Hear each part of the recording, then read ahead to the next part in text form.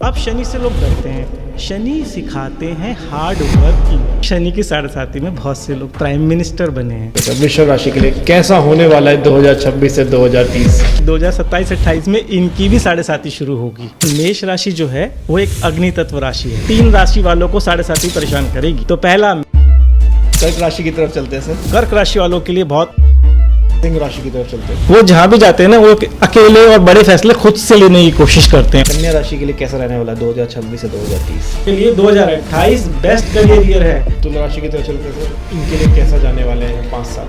तो तुला राशि वालों को शुरुआत में 2026 में तो काफी अच्छा समय है। वृश्चिक राशि की तरफ चलते हैं। 2027 में वृश्चिक राशि वालों के पास।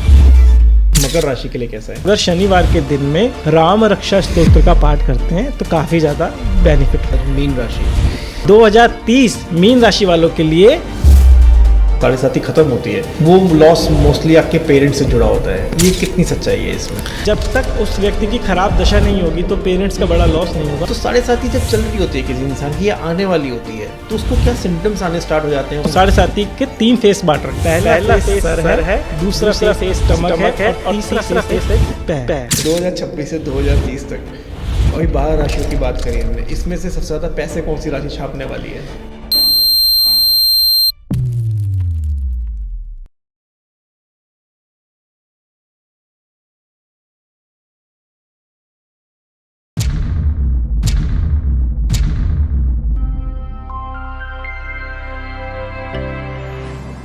ललित जी, बहुत बहुत स्वागत है पॉडकास्ट बाबा में। थैंक यू सर, मुझे बुलाने के लिए आपका बहुत बहुत आभार। मैं ललित शर्मा एक वैदिक एस्ट्रोलॉजर और साथ साथ में वैदिक ज्योतिष का एक रिसर्चर भी हूँ और उस पर मैं काफ़ी शोध भी कर रहा हूँ। और आपके पॉडकास्ट में आज मैं आपने जो आमंत्रित किया उसका बहुत बहुत आभार। बिल्कुल सर, बिल्कुल। जैसे आपने कहा वैदिक एस्ट्रोलॉजर, जी, जब से मेरी आपसे फ़ोन पे बात हुई है तब से मेरे माइंड में एक ही टॉपिक घूम रहा है, मतलब वैदिक से बड़ा एस्ट्रोलॉजी में कुछ नहीं होता। और जिसने वैदिक एस्ट्रोलॉजी सीख ली, जैसा आपने सीखी है, वो 100 जनों का कल्याण क्या लाखों लोगों का कल्याण कर सकता है अपनी बुद्धि से। तो आज मैं यही जानना चाहूँगा, राशियों पे बात करेंगे सीधा सीधा। लोगों को बड़ा पसंद आता है हमारा राशियों का पॉडकास्ट। लेकिन इसमें एक ट्विस्ट डाल दूंगा आज मैं कि आज हम 1 साल की बात नहीं करेंगे, हम 4 साल की बात करेंगे। 2026 से 2030 तक जी, हर राशि के लिए कैसा रहने वाला है, क्या स्ट्रगल आएगा, क्या प्रॉब्लम्स आएंगी, करियर में ग्रोथ मिलेगा, डाउनफॉल आएगा, क्या होगा, लव लाइफ कैसी रहेगी, आज सब इन चीज़ों के बारे में बात करना चाहूँगा मैं आपसे, और प्योर वैदिक से कनेक्ट करते हुए। जी जी जी जी कि वैदिक एस्ट्रोलॉजी में मतलब सबका कल्याण करने वाली बात है। बिल्कुल। तो एक बहुत सुंदर सी लाइन थी, जो काम 10,000 हाथी और 1 लाख घोड़े मिलके नहीं कर सकते, वो काम एक वैदिक एस्ट्रोलॉजर कर सकता है। क्या बात है ना? तो ये सबसे बड़ा मतलब मुझे ऐसा मतलब वराहमीर ने अपने उसमें लिखा, जो काम 10,000 घोड़े और मतलब 10,000 घोड़े और 20,000 हाथी मिलके नहीं कर सकते, वो काम एक वैदिक एस्ट्रोलॉजर कर सकता है। वो बिल्कुल कर सकता है। दूसरी बात कि ये जो राशिफल है, सबसे पहले कुंडली को ही समझ लेते हैं। तो कुंडली क्या है कि जब आपका जन्म हुआ उस समय ग्रहों की जो पोजीशन थी उसका एक फ़ोटो खींच लो, तो वो तो है आपकी कुंडली। और ग्रह रुक नहीं रहे हैं, ग्रह हमेशा चल रहे हैं, और जो चलते रहते हैं उसको क्लासिकल एस्ट्रोलॉजी में गोचर कहा गया है। ओके। तो यह गोचर जो है वो धीरे धीरे आपकी लाइफ में कहीं ना कहीं बहुत सारी इफ़ेक्ट डाल देता है, जिसमें आप के साथ में अच्छी या बुरी दोनों तरह की घटनाएं होती हैं। ओके। तो पहले हम थोड़ा सा गोचर पे बात कर लेते हैं। ठीक है। तो थोड़ा सा आपको फिर राशियों के बारे में हम धीरे धीरे उसी पे आ जाएंगे। डन है सर। तो गोचर में मैंने जब आपका फ़ोन आया तो मैंने एक नोट्स आपको मैं दिखा देता हूँ। ये मेरे नोट्स हैं। क्योंकि 4 साल की प्रेडिक्शन में कहीं ना कहीं एक कैलकुलेशन तो चाहिए। ज्योतिष में एक हमारे पराशर हुराशार में एक लिखा है कि ज्योतिषी को गणितज्ञ होना चाहिए, ऊहा पोहू पटु होना चाहिए, और सभी देश काल परिस्थिति का ज्ञान होना चाहिए। बिना गणित के ज्योतिष आएगा नहीं। ठीक है। तो यहाँ पर मैंने थोड़ा सा गणित किया ऑडियंस को समझाने के लिए, क्योंकि गणित का मुझे ऑडियंस अलाउ करे, क्योंकि मैं थोड़ा सा काम यहाँ करके आया हूँ आप लोगों के बारे में बताने के लिए। वो करना भी जरूरी है। हम बातें नहीं कर रहे हैं, हम लोग सब कुछ निकाला हुआ जो कैलकुलेशन के हिसाब से आपने निकाला है, हम उस पर बात करेंगे आज। उस पर मैं आपको बताऊंगा। तो मैंने जैसे बताया कि गोचर मतलब ग्रह चल रहे हैं और आपकी लाइफ में वो क्या क्या इम्पैक्ट डालेंगे। तो मैंने बेसिकली 3 ऐसे ग्रहों को उठाया है जो थोड़ा स्लो चलते हैं और वो आपकी लाइफ में मतलब अच्छा इफेक्ट डालते हैं। तो जैसे सबको पॉजिटिव में नेगेटिव में दोनों में दोनों। तो सबसे पहले हम शनि की बात करते हैं। तो शनि जैसे कि एक राशि में 2.5 वर्ष तक रहते हैं, तो इस समय शनि जो है वो मीन राशि में है। ठीक है। और मीन राशि से अगले 4 सालों में, मतलब 2026 से 2030 तक में, वो पहले मीन से पहले मेष में जाएंगे, फिर वो वक्री होके फिर से इस तरीके से मीन में आएंगे वापस। तो मीन से लेकर वृषभ राशि तक की 3 राशियों का सफ़र जो है वो शनि इन 2030 तक करेंगे वो। ओके। ठीक है, मतलब 3 राशियों में शनि रहने वाले हैं 2030 तक। बिल्कुल। तो ये शनि का हमें सबसे लोग जो जानते हैं वो बिल्कुल समझ जाएंगे कि भाई शनि जिस राशियों में आएगा उनकी 7.5 भी प्रारंभ होगी। ओके। तो तीनों राशियों की होगी सर? तीनों राशियों की होगी। जैसे मीन की चल रही है आई गेस, मीन की चल रही है, मेष मेष की भी शुरू हो चुकी होगी। Okay. ये डिपेंड करता है जो उनकी कुंडली में चंद्रमा की डिग्री कितनी है। Okay. जनरली 7.5 की एक कैलकुलेशन है कि चंद्रमा से 45 डिग्री पहले से ही शनि असर छोड़ना शुरू कर देते हैं और 45 डिग्री बाद तक शनि का असर रहता है 7.5 में। ओके। तो यहाँ पर हमारा जो 7.5 मैंने देखा कि मीन, मेष, वृषभ वालों तक के लिए इन 5 सालों में 7.5 का पूरा प्रभाव रहेगा। ठीक है, ये तो रही शनि की ट्रांजिट की बात। अब शनि से लोग डरते हैं। शनि सिखाते हैं हार्ड वर्किंग, शनि सिखाते हैं, शनि न्याय के देवता हैं। तो डरने की आवश्यकता नहीं है। आप अपनी मेहनत पर पूरा भरोसा रखें और शॉर्टकट ना ढूंढें। शॉर्टकट नहीं चाहिए, शनि पटक देंगे फिर आपको। तो इसलिए शॉर्टकट नहीं चाहिए, मेहनत पे विश्वास रखें और धीरे धीरे अपनी पूरी मेहनत करते हुए देख लेना। अब जैसे जैसे जो मैंने 3 राशियां बताई, जैसे इनकी 7.5 खत्म होगी तो शायद ये लोग बहुत कुछ पा चुके होंगे और जब ये शनिदेव को रियलाइज करेंगे कि हाँ कि हमने, शनिदेव हमें कुछ दे कर गए हैं। तो शनिदेव सब दे के ही जाते हैं। मतलब मेरा तो यही मानना है। मतलब लोग उनसे डरते हैं कि 7.5 में हमारे साथ क्या होगा क्या नहीं होगा, लेकिन 7.5 आपकी जिंदगी का वो लेसन है, अगर आपने सीख लिया तो आपको लाइफ टाइम यूज करना की जरूरत नहीं है, किसी से डरने की जरूरत नहीं, वो आपको इतना ट्रेन कर जाते हैं हर चीज। बिल्कुल। तो यहाँ छोटा सा एक और एड ऑन कर देते हैं कि शनि की 7.5 में बहुत से लोग प्राइम मिनिस्टर बने हैं। तो प्लीज़ ऑडियंस आपकी ना डरे 7.5 से, अपने ऊपर विश्वास रखें, अपने कर्मों पर ध्यान दें। ठीक है, क्योंकि यहाँ हम अब थोड़ा सा कर्म सिद्धांत के ऊपर भी बात करेंगे कि किस तरीके से हम, है ना। तो शनि के बाद मैं बात करता हूँ गुरु की। तो गुरु अभी तो है मिथुन राशि में और मिथुन से वो लगभग इन 4-5 सालों में वो वृश्चिक राशि तक का सफ़र तय करेंगे। ओके।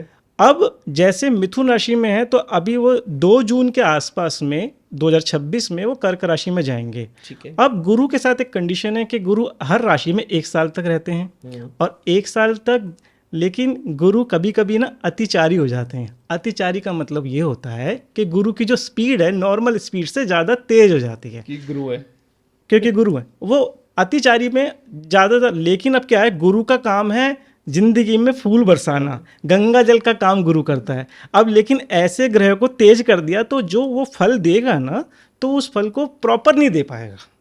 अच्छा, तो ये गुरु के नेचर को हमने समझना है कि हबड़ तबड़ में निकल जाए, हबड़ तबड़ में निकल गया। इसका एक छोटा सा उदाहरण, जैसे मान लो किसी का रिश्ता होना है, ठीक है, और रिश्ता होने के लिए हमने कपल को देखा और रिश्ता हो गया और उनकी मैरिज जो है मतलब 5-6 महीने तक का मतलब समय मिलता था। लेकिन अब गुरु ने क्या करा, रिश्ता भी हुआ और बहुत जल्दी मैरिज हो गई, एक दूसरे को पहचान ही नहीं पाए। तो वो फ्रूट्स क्या हो गए, मतलब थोड़े से जल्दी समय में पूरे हो गए। तो ये गुरु का अतिचारी का फल है। तो फल तो मिलेंगे लेकिन थोड़े जल्दी के स्वरूप में मिलेंगे। तो गुरु जो है वो मिथुन से फिर कर्क में जाएंगे और कर्क से मतलब वृश्चिक राशि के 4-5 साल में वृश्चिक राशि तक का सफ़र पूरा करेंगे। बीच बीच में वक्री होंगे। तो ये सब कैलकुलेशन की बातें हैं। आगे अगर हम बात करें गुरु, लेकिन वैराग्य भी, गुरु का मतलब धर्म से और विजडम से भी है ना। तो अब बात करते हैं हम राहु और केतु की। ये भी स्लो प्लैनेट हैं। ये एक राशि में लगभग 18 महीने तक रहते हैं। तो हाँ, 1.5 साल।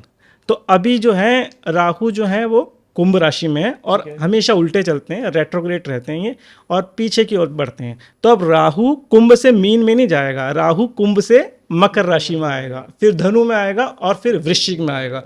तो मैंने जब 4-5 साल का ही कैलकुलेशन निकाला तो राहु जिन लोगों की भी राशि, जैसे कि मैंने बताया कि मतलब जिस राशि में जाता है तो ये उस राशि में अनएक्सपेक्टेड चीज़ें लेकर आता है। वो गेन भी हो सकता है, वो लॉस भी हो सकता है। मतलब अगर आज इंसान अच्छी खासी जॉब कर रहा है तो उसकी जॉब जा भी सकती है। बिल्कुल।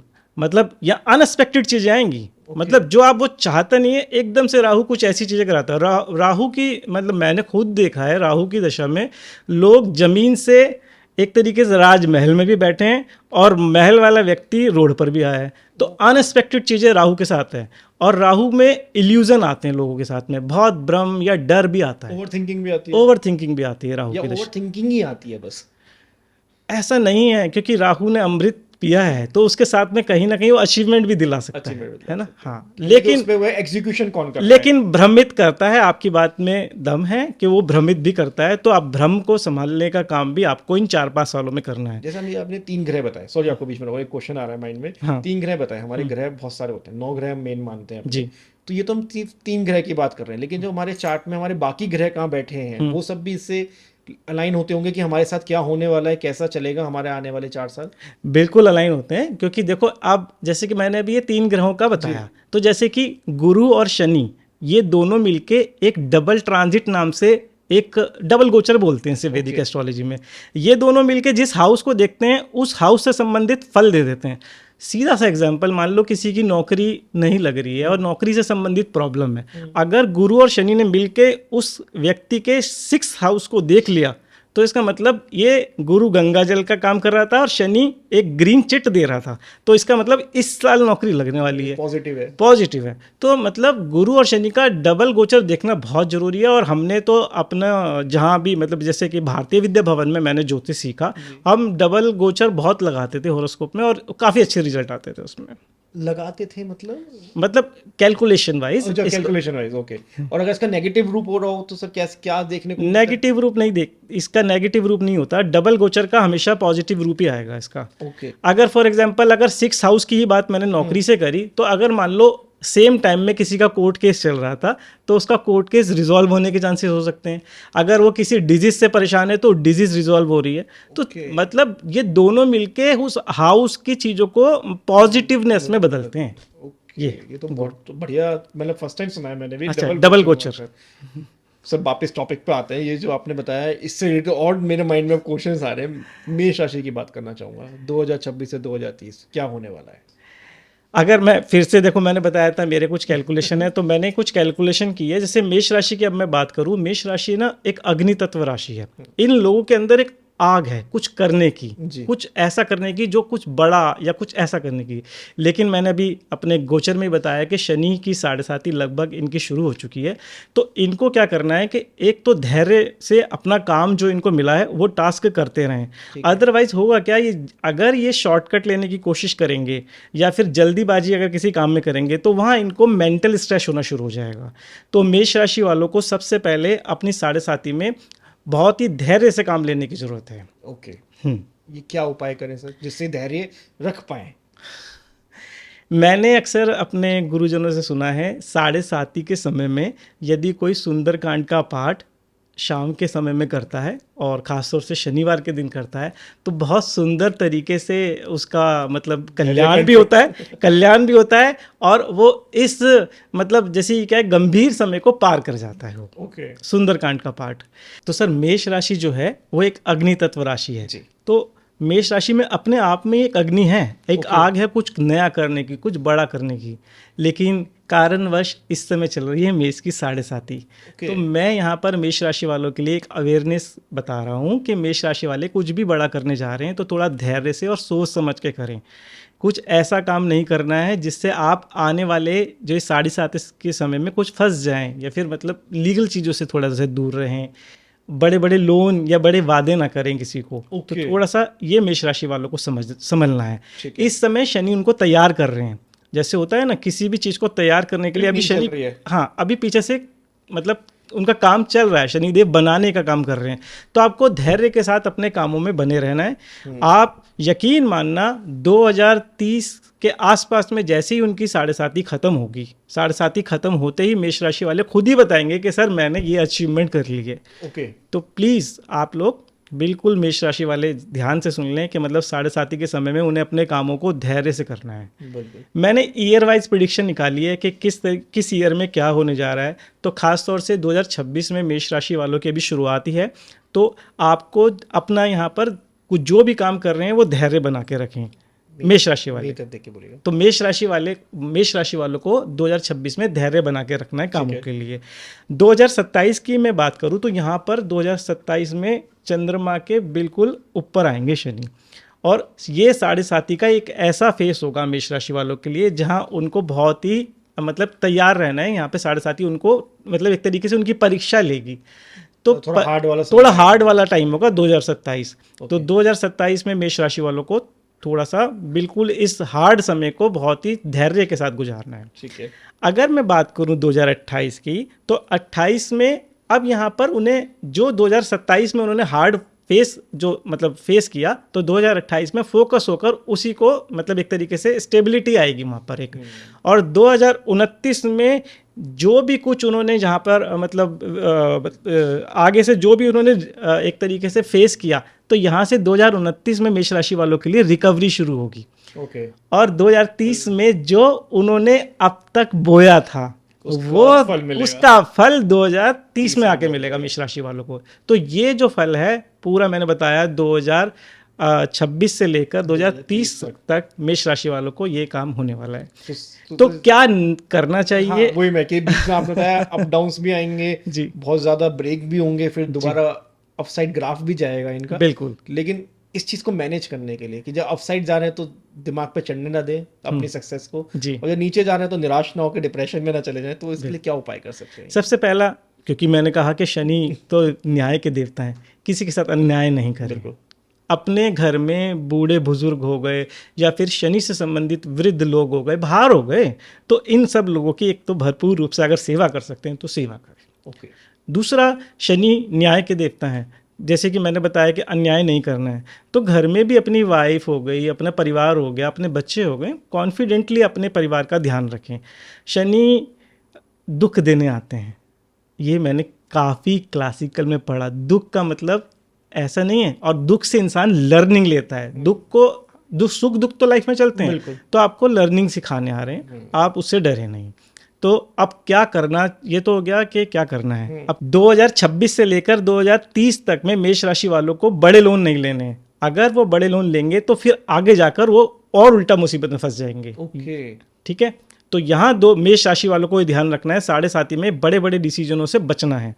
किसी बड़ी डील के अंदर ऐसा हाथ नहीं मतलब किसी बड़े प्रोजेक्ट में ऐसा हाथ नहीं डालना है जहां आपको फंसने के चांसेस हों। मतलब आंखें बंद करके कुछ नहीं करना है, क्योंकि ये आपका धैर्य का और सोच विचार कर काम करना है मेष राशि वालों को। ओके, बिल्कुल सर। नेक्स्ट राशि की तरफ चलते हैं सर, वृश्चिक। मैं यहाँ एक छोटा सा उपाय जोड़ना चाहूँगा। बताइए प्लीज। मेष राशि, जैसे कि मैंने अपने गुरुजनों से सीखा 7.5 में क्या उपाय करने से मतलब ये सारी चीज़ें एकदम सामान्य रूप से चली जाती हैं और समय भी कट जाता है। तो अगर शनिवार के दिन सुंदरकांड का पाठ करता है और शाम के समय में करता है, तो मैंने देखा है कि 7.5 का जो असर है वो थोड़ा शांत होकर और बहुत ही अच्छे और मधुरता से समय कट जाता है। मतलब मेष राशि वालों को सुंदरकांड का पाठ करना बिल्कुल करना चाहिए, कंपल्सरी 2030 करना चाहिए। हाँ। तो तभी उनकी लाइफ में बहुत सारे अप डाउन्स को वो मैनेज कर पाएंगे जी। वृषभ राशि की तरफ चलते हैं सर। वृषभ राशि के लिए कैसा होने वाला है 2026 से 2030? वृषभ राशि की बात करेंगे तो वृषभ राशि का जो सिंबल है वो बैल है। तो ऐसे लोग ना बड़े धीरे और मतलब बहुत फूक के कदम रखने वाले होते हैं। तो यानी ये बिल्कुल सोच समझकर अपने कामों में हाथ रखेंगे, लेकिन कारण क्या होगा कि 2027-28 में इनकी भी 7.5 शुरू होगी और इनको भी 7.5 का फेज शुरू करना है। तो यहाँ पर अगर मैं बात करूँ वृषभ राशि वालों के लिए, तो वृषभ राशि के लिए 2026 का समय कैसे जाने वाला है? बेस्ट ईयर है सबसे पहली बात। और यहाँ पर क्योंकि शनि इनके इस समय 11th हाउस में है वृषभ राशि वालों के लिए जी। तो जितनी भी ज़्यादा इन्हें जो रिस्क लेने हैं तो वो 2026 में वो रिस्क ले लें। 2026 में जो रिस्क लेने हैं, जो बड़े काम करने हैं, वो वृषभ राशि वाले कर लें। जॉब चेंज करनी है, बिजनेस स्टार्ट करना है, कर सकते हैं। हाँ, और सेविंग और इन्वेस्टमेंट भी जो करना है वो 2026 में वो कर लें, क्योंकि 2027 में थोड़ा सा चीज़ें जो अगर हम देखेंगे वृषभ राशि वालों के लिए तो 2027 थोड़ा सा स्लो जाएगा। क्योंकि वहाँ से क्या होगा, वहाँ पर आपको खर्चों पे कंट्रोल करना पड़ेगा 2027 में। अगर मैं बात करूं वृषभ राशि वालों के लिए 2028 की, तो यहाँ पर क्या होगा कि जून से राहु शिफ्ट होंगे और एकदम से पूरा ट्रांसफॉर्मेशन होगा इनकी राशि में, और ऐसा ट्रांसफॉर्मेशन होगा कि उनका कहीं ना कहीं स्पिरिचुअलिटी के ऊपर और मतलब ईश्वर के ऊपर बहुत ज़्यादा ध्यान चला जाएगा ओके वृषभ राशि वालों के लिए। और 2029 में वृषभ राशि वालों की अगर मैं बात करूं तो ये 7.5 एक पेशेंस, और 2029 में वृषभ राशि वालों के लिए एक तो 7.5 का समय भी रहेगा, तो यहाँ पर एक पेशेंस बहुत ज़रूरी है। ध्यान से पेशेंस के साथ बैठे रहें, जैसे मैंने अभी मेष राशि वालों के लिए बताया था, सेम यहाँ पर वृषभ राशि वालों 2027 में आता है, इनका 2029 में आ रहा है, क्योंकि ये सीक्वेंस के साथ है ना। चल रहा है। तो शनि जैसे जैसे अब आगे बढ़ रहे हैं आगे की तरफ 7.5 को वो। अगर मैं बात करूं वृषभ राशि वालों के लिए 2030 कैसे जाने वाला है, क्योंकि यहाँ 7.5 बिल्कुल 2030 में वृषभ राशि के लिए पीक पर होगी। ओके तो यहाँ पर धैर्य से अपना जो भी मैंने बताया अभी शनि का पाठ करें, और किसी भी बड़े प्रोजेक्ट में हाथ डालने से, बड़े लोन लेने से और डिप्रेशन से भी बचें, डिप्रेशन से बचें। ओके इनके लिए क्या उपाय है सर?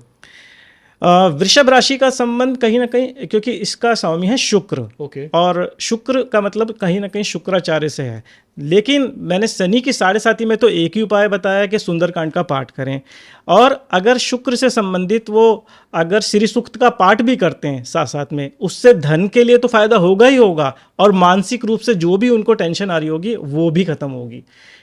अब मैं थोड़ा सा एक चीज़ और यहाँ पर जोड़ना चाहूँगा कि वृषभ राशि वालों को क्या करना चाहिए और क्या नहीं करना चाहिए। वृषभ राशि वालों के लिए मैंने जो नोट किया, तो बेसिकली 2026 में उन्हें सेविंग्स करनी चाहिए।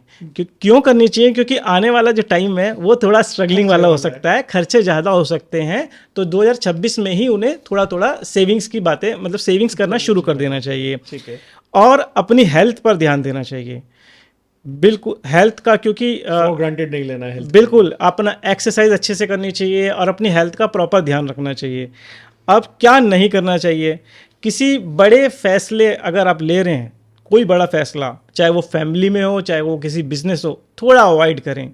2030 तक? 2030 तक नहीं, 2029-30 में तो अवॉइड कर दें। अच्छा, बिल्कुल ही, बिल्कुल सोचना कि ही बड़ा फैसला नहीं करना है। जैसे ही उनका ये फेस निकल जाएगा फिर वो अपने बड़े फैसले को लें, और ईगो नहीं आने देनी, ये सबसे बड़ा काम करना है 7.5 में। ईगो नहीं, मैंने नहीं किया, जो कुछ करा है मेरे ही कर्म है, मैं बस उसको करता चला आ रहा हूँ।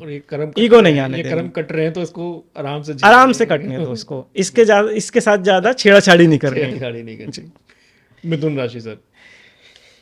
मिथुन राशि का स्वामी है बुध जी, और ये अपने आप में एक कम्युनिकेशंस की राशि है। ओके। हाँ, क्योंकि बुध का मतलब ही कम्युनिकेशन से है, तो ये लोग जो हैं दिमाग के बड़े तेज होते हैं, ये मिथुन राशि वाले। तो ये अपना आगे क्या करना है, किस तरह की लर्निंग करनी है, ये बहुत जल्दी मतलब फैसला ले लेते हैं। ओके। और मैंने देखा है मिथुन राशि वाले मतलब एक तरीके से क्विक डिसीजन में एक अच्छा डिसीजन भी ले लेते हैं। लेकिन अगले अब जो आने वाले 5 साल हैं वो इनके कैसे जाने वाले हैं, तो बेसिकली मैंने जब इनका नोटिस किया तो आपके लिए 5 साल बहुत ही इंपॉर्टेंट हैं और आपको कुछ इनसे बहुत ज़्यादा सबक मिलेगा मिथुन राशि वालों को। अगर मैं बात करूं मिथुन राशि वालों के लिए 2026 कैसे जाने वाला है, तो शनि इनके 10वें घर में गोचर करेंगे, ठीक है, जो कि मेहनत का है, और यहाँ पर इनको गुरु भी स्टेबिलिटी देंगे। तो जैसे मैंने अभी बताया डबल गोचर, अभी बताया ना, जी जी जी, तो यहाँ पर मिथुन राशि वालों के लिए स्टेबिलिटी का टाइम है 2026, और इनको बहुत ही मेहनत के साथ काम करना है 2026 में मिथुन राशि वालों को। 2027 अगर मैं मिथुन राशि वालों के लिए बात करूं तो ये खर्चे बढ़ा सकता है। ओके। तो यहाँ पर थोड़ा सा केयरफुल रहने की ज़रूरत है, और केयरफुल रहेंगे तो ये क्या होगा कि बड़ी मुसीबतों में नहीं फंसेंगे, तो खर्चे बढ़ेंगे, क्योंकि फूक के कदम रखें, फूक के कदम रखें। अगर मैं बात करूं यहाँ पर 2028 मिथुन राशि वालों के लिए कैसे जाने वाली है, पहली बात मैंने बताया कि 3 राशि वालों को 7.5 परेशान करेगी। तो पहला मेष, दूसरा वृषभ, और अब ये राशि है मिथुन। तो मिथुन राशि वालों के लिए भी 7.5 का सफ़र होगा यहाँ, और 7.5 प्लस यहाँ पर पुरानी चीज़ें छोड़ने का वक्त होगा। मतलब हो सकता है कि मैंने ऐसे देखा है लोग पुराने घरों में रहते हैं और जब उनका कुछ समय चेंज का आता है तो उनको पुरानी चीज़ों से इतना प्यार होता है उसे छोड़ नहीं पाते। तो पुरानी चीज़ों को छोड़ने का समय जो है वो 28 में वो मिथुन राशि के लिए है। अगर बात करूं मिथुन राशि वालों के लिए 2029 कैसे जाने वाला है, तो यहाँ पर शनि बिल्कुल लगन पे होगे, तो सब्र करके बैठे रहो। यहाँ पर सब्र की बहुत ज़रूरत है मिथुन राशि वालों को, सब्र करके बैठे रहो, जो होगा अच्छा ही होगा, डरना नहीं है यहाँ पर। 2030 होगा वो एक आखिरी राउंड होगा, हिम्मत नहीं हारनी है। और आप खुद देखेंगे, जैसे जैसे मैंने बताया 2000 जैसे इन लोगों की 7.5 खत्म होगी, ये अपने आप ही कहेंगे कि आज मैंने ये अचीव कर लिया। तो मिथुन राशि वालों को भी ये चीज़ बिल्कुल ध्यान रखनी है। और अब बारी आती है कि इनको क्या करना है, क्या नहीं करना है। हाँ बिल्कुल, तो क्या करना है, सबसे पहला कि कम्युनिकेशन 2026 में जितना भी कम्युनिकेशन है, लाइक AI है या और भी कोई कम्युनिकेशन है, उसको इम्प्रूव कर लो, क्योंकि कम्युनिकेशन बहुत काम आएगा इनको।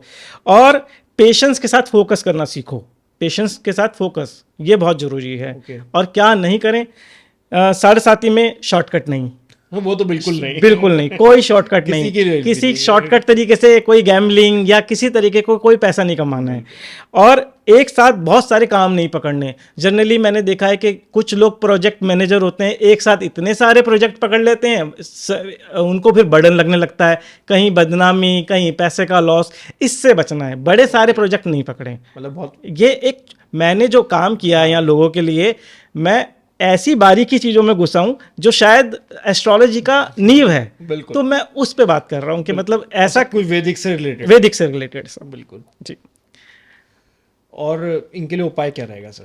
मिथुन राशि का स्वामी है बुध, और बुध के लिए मैं खास तौर से विष्णु सहस्त्र नाम का पाठ करने के लिए बोलता हूं, क्योंकि विष्णु सहस्त्र नाम का पाठ जो है, इसमें विष्णु भगवान के 1000 नाम हैं। तो अगर वो मिथुन राशि वाले खास तौर से बुधवार को अगर विष्णु सहस्त्र नाम का पाठ करते हैं तो काफ़ी लाभ मिलता है। सर अगर कोई पाठ नहीं कर पा रहा, वो सुन रहा है, यूट्यूब पे मिल जाते हैं, तो भी असर करती हैं चीज़ें?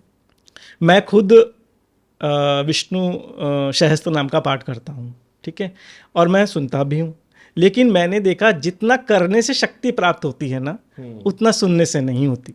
ये मैं इसलिए बता रहा हूँ ऑडियंस को, मैं प्रैक्टिकल अनुभव करके बता रहा हूँ। लोग बोलते हैं कि सुन सकते हैं, लेकिन करने से सच में एक दिव्य शक्ति आपके अंदर अंदर आने लगेगी। विष्णु सहस्त्र नाम ना भगवान विष्णु के गुण हैं, और वो गुण आपके अंदर आने लगेंगे। ओके, कर्क राशि की तरफ चलते हैं सर। कर्क राशि का स्वामी चंद्रमा है। कर्क राशि थोड़ी सी इमोशनल है ना, और ये जल तत्व राशि है। अगर हम बात करें कर्क राशि का, तो आप लोग ये ना लोग इमोशनल होते हैं। और इनका सिंबल तो केकड़ा होता है सर, ये इमोशनल कैसे होंगे सर? सर ये एक्चुअली देखो, सिंबल तो ऋषियों ने उस समय बनाया, लेकिन है इसका एक तत्व है, तो ये जल तत्व है। ओके। और केकड़ा रहता कहाँ है? जल में रहता है। तो बेसिकली जल तत्व है, ये इमोशनल होते हैं और अपनी तो परवाह करते हैं, साथ साथ में जिस सोसाइटी में जिस माहौल में रहते हैं उन लोगों की भी जिम्मेदारी ये खुद ही उठा लेते हैं। तो मतलब बहुत इमोशनल हैं ये लोग।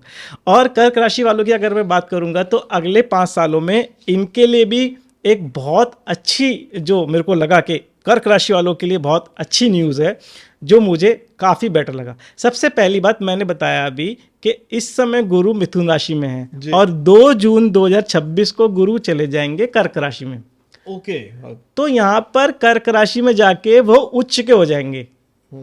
अब जैसे ही गुरु उच्च के होंगे तो कर्क राशि वालों के लिए ये तो उनने सोने में सुहागा हो गया, वारे न्यारे हो जाएंगे, वारे न्यारे हो गए। तो यानी 2 जून के बाद एक करियर में एक अजीब सा बूम आएगा कर्क राशि वालों के लिए। और ये बूम मतलब वो खुद ही बताएंगे कि अचानक से देखो मेरे लिए काम बनने शुरू हो गए।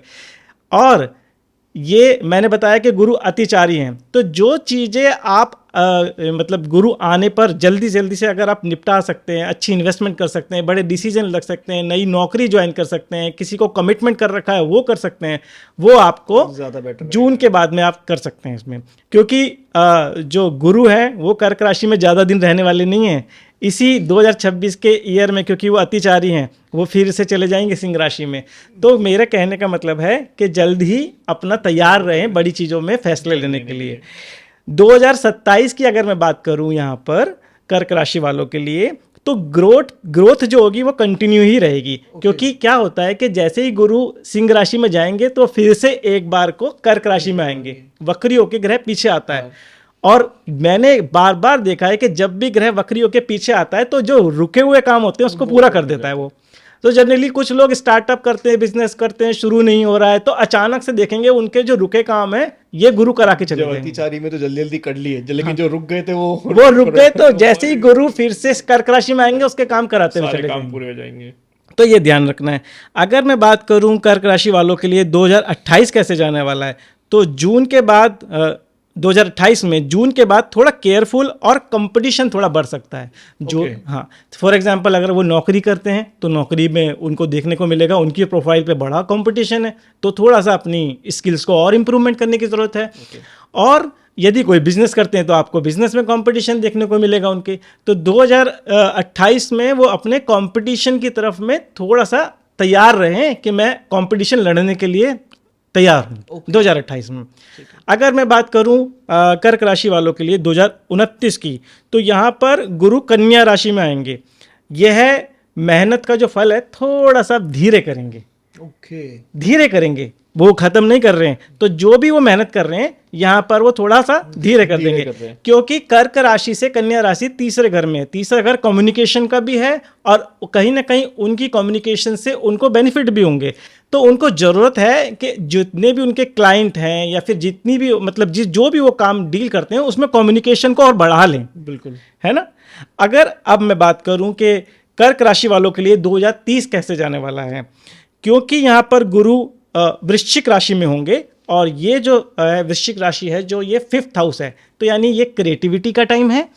ये टाइम है स्टेबिलिटी का, ये टाइम है चाइल्ड प्लानिंग का। जिन लोगों की संतान का मतलब चाइल्ड प्लान कर रहे हैं वो इस समय कर सकते हैं।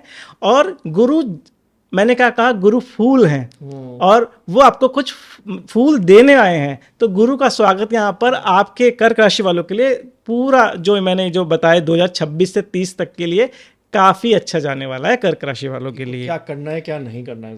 2026 की अगर मैं बात करूं तो ये जून से अक्टूबर के बीच में जो मैंने बताया था कि गुरु सिंह में चले जाएंगे, वो टाइम है जून से अक्टूबर के बीच में जो काम करने हैं, आप इन्वेस्टमेंट करनी है, आपको कोई बड़ा डिसीजन ले सकते कोई बड़ा डिसीजन ले लो, कोई प्रॉपर्टी से रिलेटेड ले लो, जो आप लेना चाहते हैं अक्टूबर तक में वो डिसीजन लो। ठीक है। और नया काम अगर आपको जो भी करना है वो जून अक्टूबर के बीच में कर लो।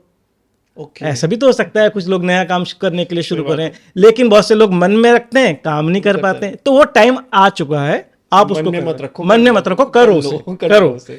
अब बारी आती है कि क्या ना करें, तो 2026 में मौके मत छोड़ें। मतलब जो मौका आ रहा है, मौका आ रहा है आपके पास, आपको एक कंपनी से ऑफर आ रही है, आप कह रहे हैं कि नहीं ये मेरे को बहुत अच्छा लगता है, यहाँ का काम अच्छा लगता है, अरे मौका आ रहा है, दोबारा नहीं आएगा। सही बात है। तो उसको आपको एक्सेप्ट करना है, यहाँ पर कंफर्ट जोन से बाहर निकलना है। जो लोगों को लगता है कि नहीं यहाँ मैं सही हूँ, तो कंफर्ट जोन छोड़ेंगे, आपको वो कुछ देने आए, आप ले नहीं रहे हैं। तो यहाँ पर 2028 में जून के बाद, यहाँ अब जो 2028 में जून के बाद में अब यहाँ पर थोड़ा सा बड़े रिस्क से बचना है। बड़े रिस्क नहीं लेना आप, तो ये ध्यान रखेंगे तो कर्क राशि वालों के लिए मैं तो सोच रहा हूँ बहुत अच्छा समय है। मैंने ये क्या उपाय करना है सर? फिर भी कर्क राशि वालों को जैसे मैंने बताया कि स्वामी चंद्रमा है, और चंद्रमा से संबंधित तो माँ पार्वती की उपासना है, तो वो कर सकते हैं। हाँ, पार्वती। बिल्कुल सर। सिंह राशि की तरफ चलते हैं।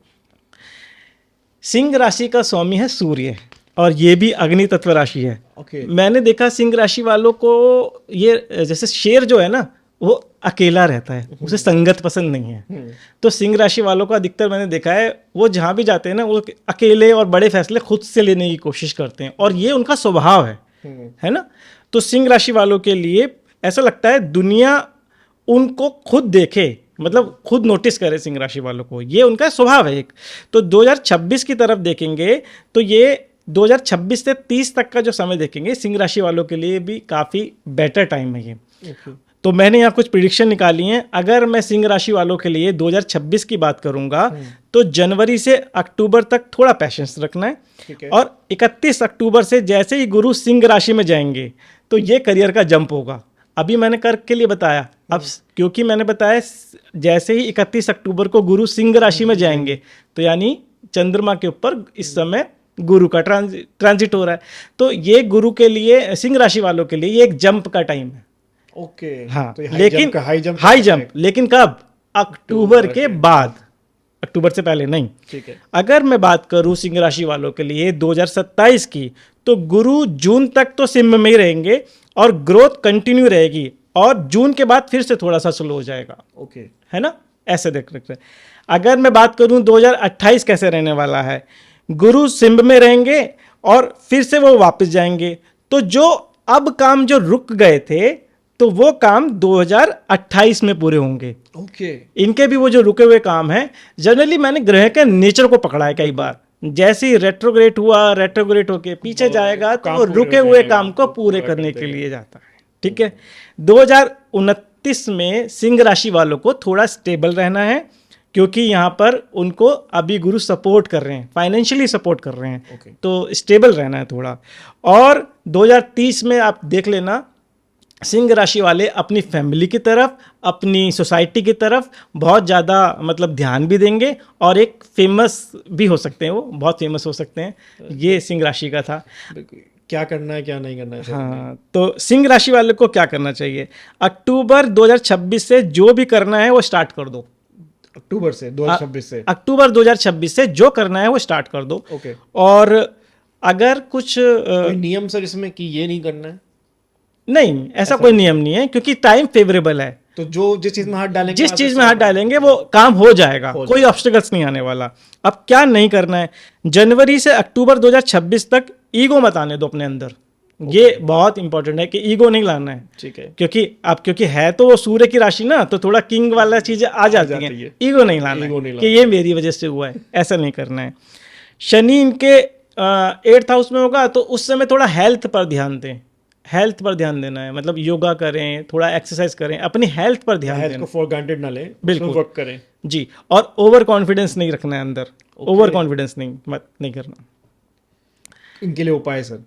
सिंह राशि का स्वामी सूर्य है, और सूर्य के लिए मैं अधिकतर कहता आया हूँ कि सूर्य की उपासना बहुत ही ज़्यादा अगर कोई करता है, सूर्य की उपासना बहुत इंपॉर्टेंट उपाय है ये। अगर आपकी ऑडियंस सुन रही है, मैं बार बार कह रहा हूँ, सूर्य की उपासना करने से राजसिक मतलब जो योग हैं वो बनते हैं, मान मिलता है, सम्मान मिलता है, गवर्नमेंट जॉब मिलती है। तो सूर्य की उपासना बहुत इंपॉर्टेंट है। इसके बारे में जब हमारा ये पॉडकास्ट का एंड होगा, मैं कुछ बताऊंगा लोगों को, ऑडियंस को, कि सूर्य से क्या मैंने जो अभी पढ़ा ग्रंथों के अंदर क्या है सूर्य का। ये तो सर ने मेरे लिए सस्पेंस दे दिया, तो एंड तक जुड़े रहिए आप लोग भी जी। कन्या राशि सर, कन्या राशि के लिए कैसा रहने वाला 2026 से 2030? कन्या राशि का स्वामी है बुध, और ये लोग डिटेल में बहुत सोचते हैं। ओके। और ये जो डिटेल में सोचने का तरीका है ना, 5 साल में इनको भी बहुत ग्रोथ देके जाएगा। ओके। क्योंकि बुध का संबंध ही नॉलेज से है, तो इनको आदत है कि हर चीज़ की डिटेलिंग में जाना। तो बुध की अगर मैं कन्या राशि की अगर मैं बात करूं, तो 2026 से 30 का सफ़र कैसे जाने वाला है, तो अब मैं बात करता हूं कन्या राशि 2026 में क्या होगा। जून के बाद गुरु इनके 11th हाउस में चले जाएंगे, ठीक है, जो कि कहीं ना कहीं गेन का है। और अगर वो किसी भी तरह की पार्टनरशिप करना चाहते हैं किसी के साथ में, तो वो जून के बाद कर सकते हैं कन्या राशि वाले। फ्री हैंड है इन्हें, फ्री हैंड है।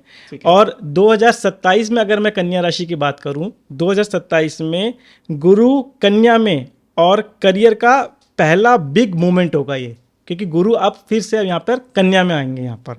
तो 2027 में गुरु जैसे ही कन्या राशि में आएंगे, ये करियर का एक बिग मूवमेंट होगा, और उसमें काफ़ी ज़्यादा बेनिफिट मिलेगा 2027। में 2028 में बेस्ट करियर ईयर है ये 2028 कन्या राशि वालों के लिए। 2028 बेस्ट करियर ईयर है, वो जो करना चाहते हैं 2028 में कर लें। ओके। और इसमें वो जो सोचेंगे वो पॉसिबल हो जाएगा, जो सोचेंगे वो पॉसिबल होगा। मैनिफेस्टेशन इनका वर्क करेगा उस टाइम पे, बिल्कुल, जो मैनिफेस्टेशन वर्क करेगा, और वो किसी नौकरी या फिर मतलब किसी भी तरह का कोई काम करना चाहते हैं, बिजनेस करना चाहते हैं, तो जो सोचेंगे वो हो जाएगा, वो पूरा होगा। ठीक है। 2029 की अगर मैं बात करूं, तो गुरु जो है वो जून तक मूवमेंट, और जून के बाद प्लानिंग की जरूरत है।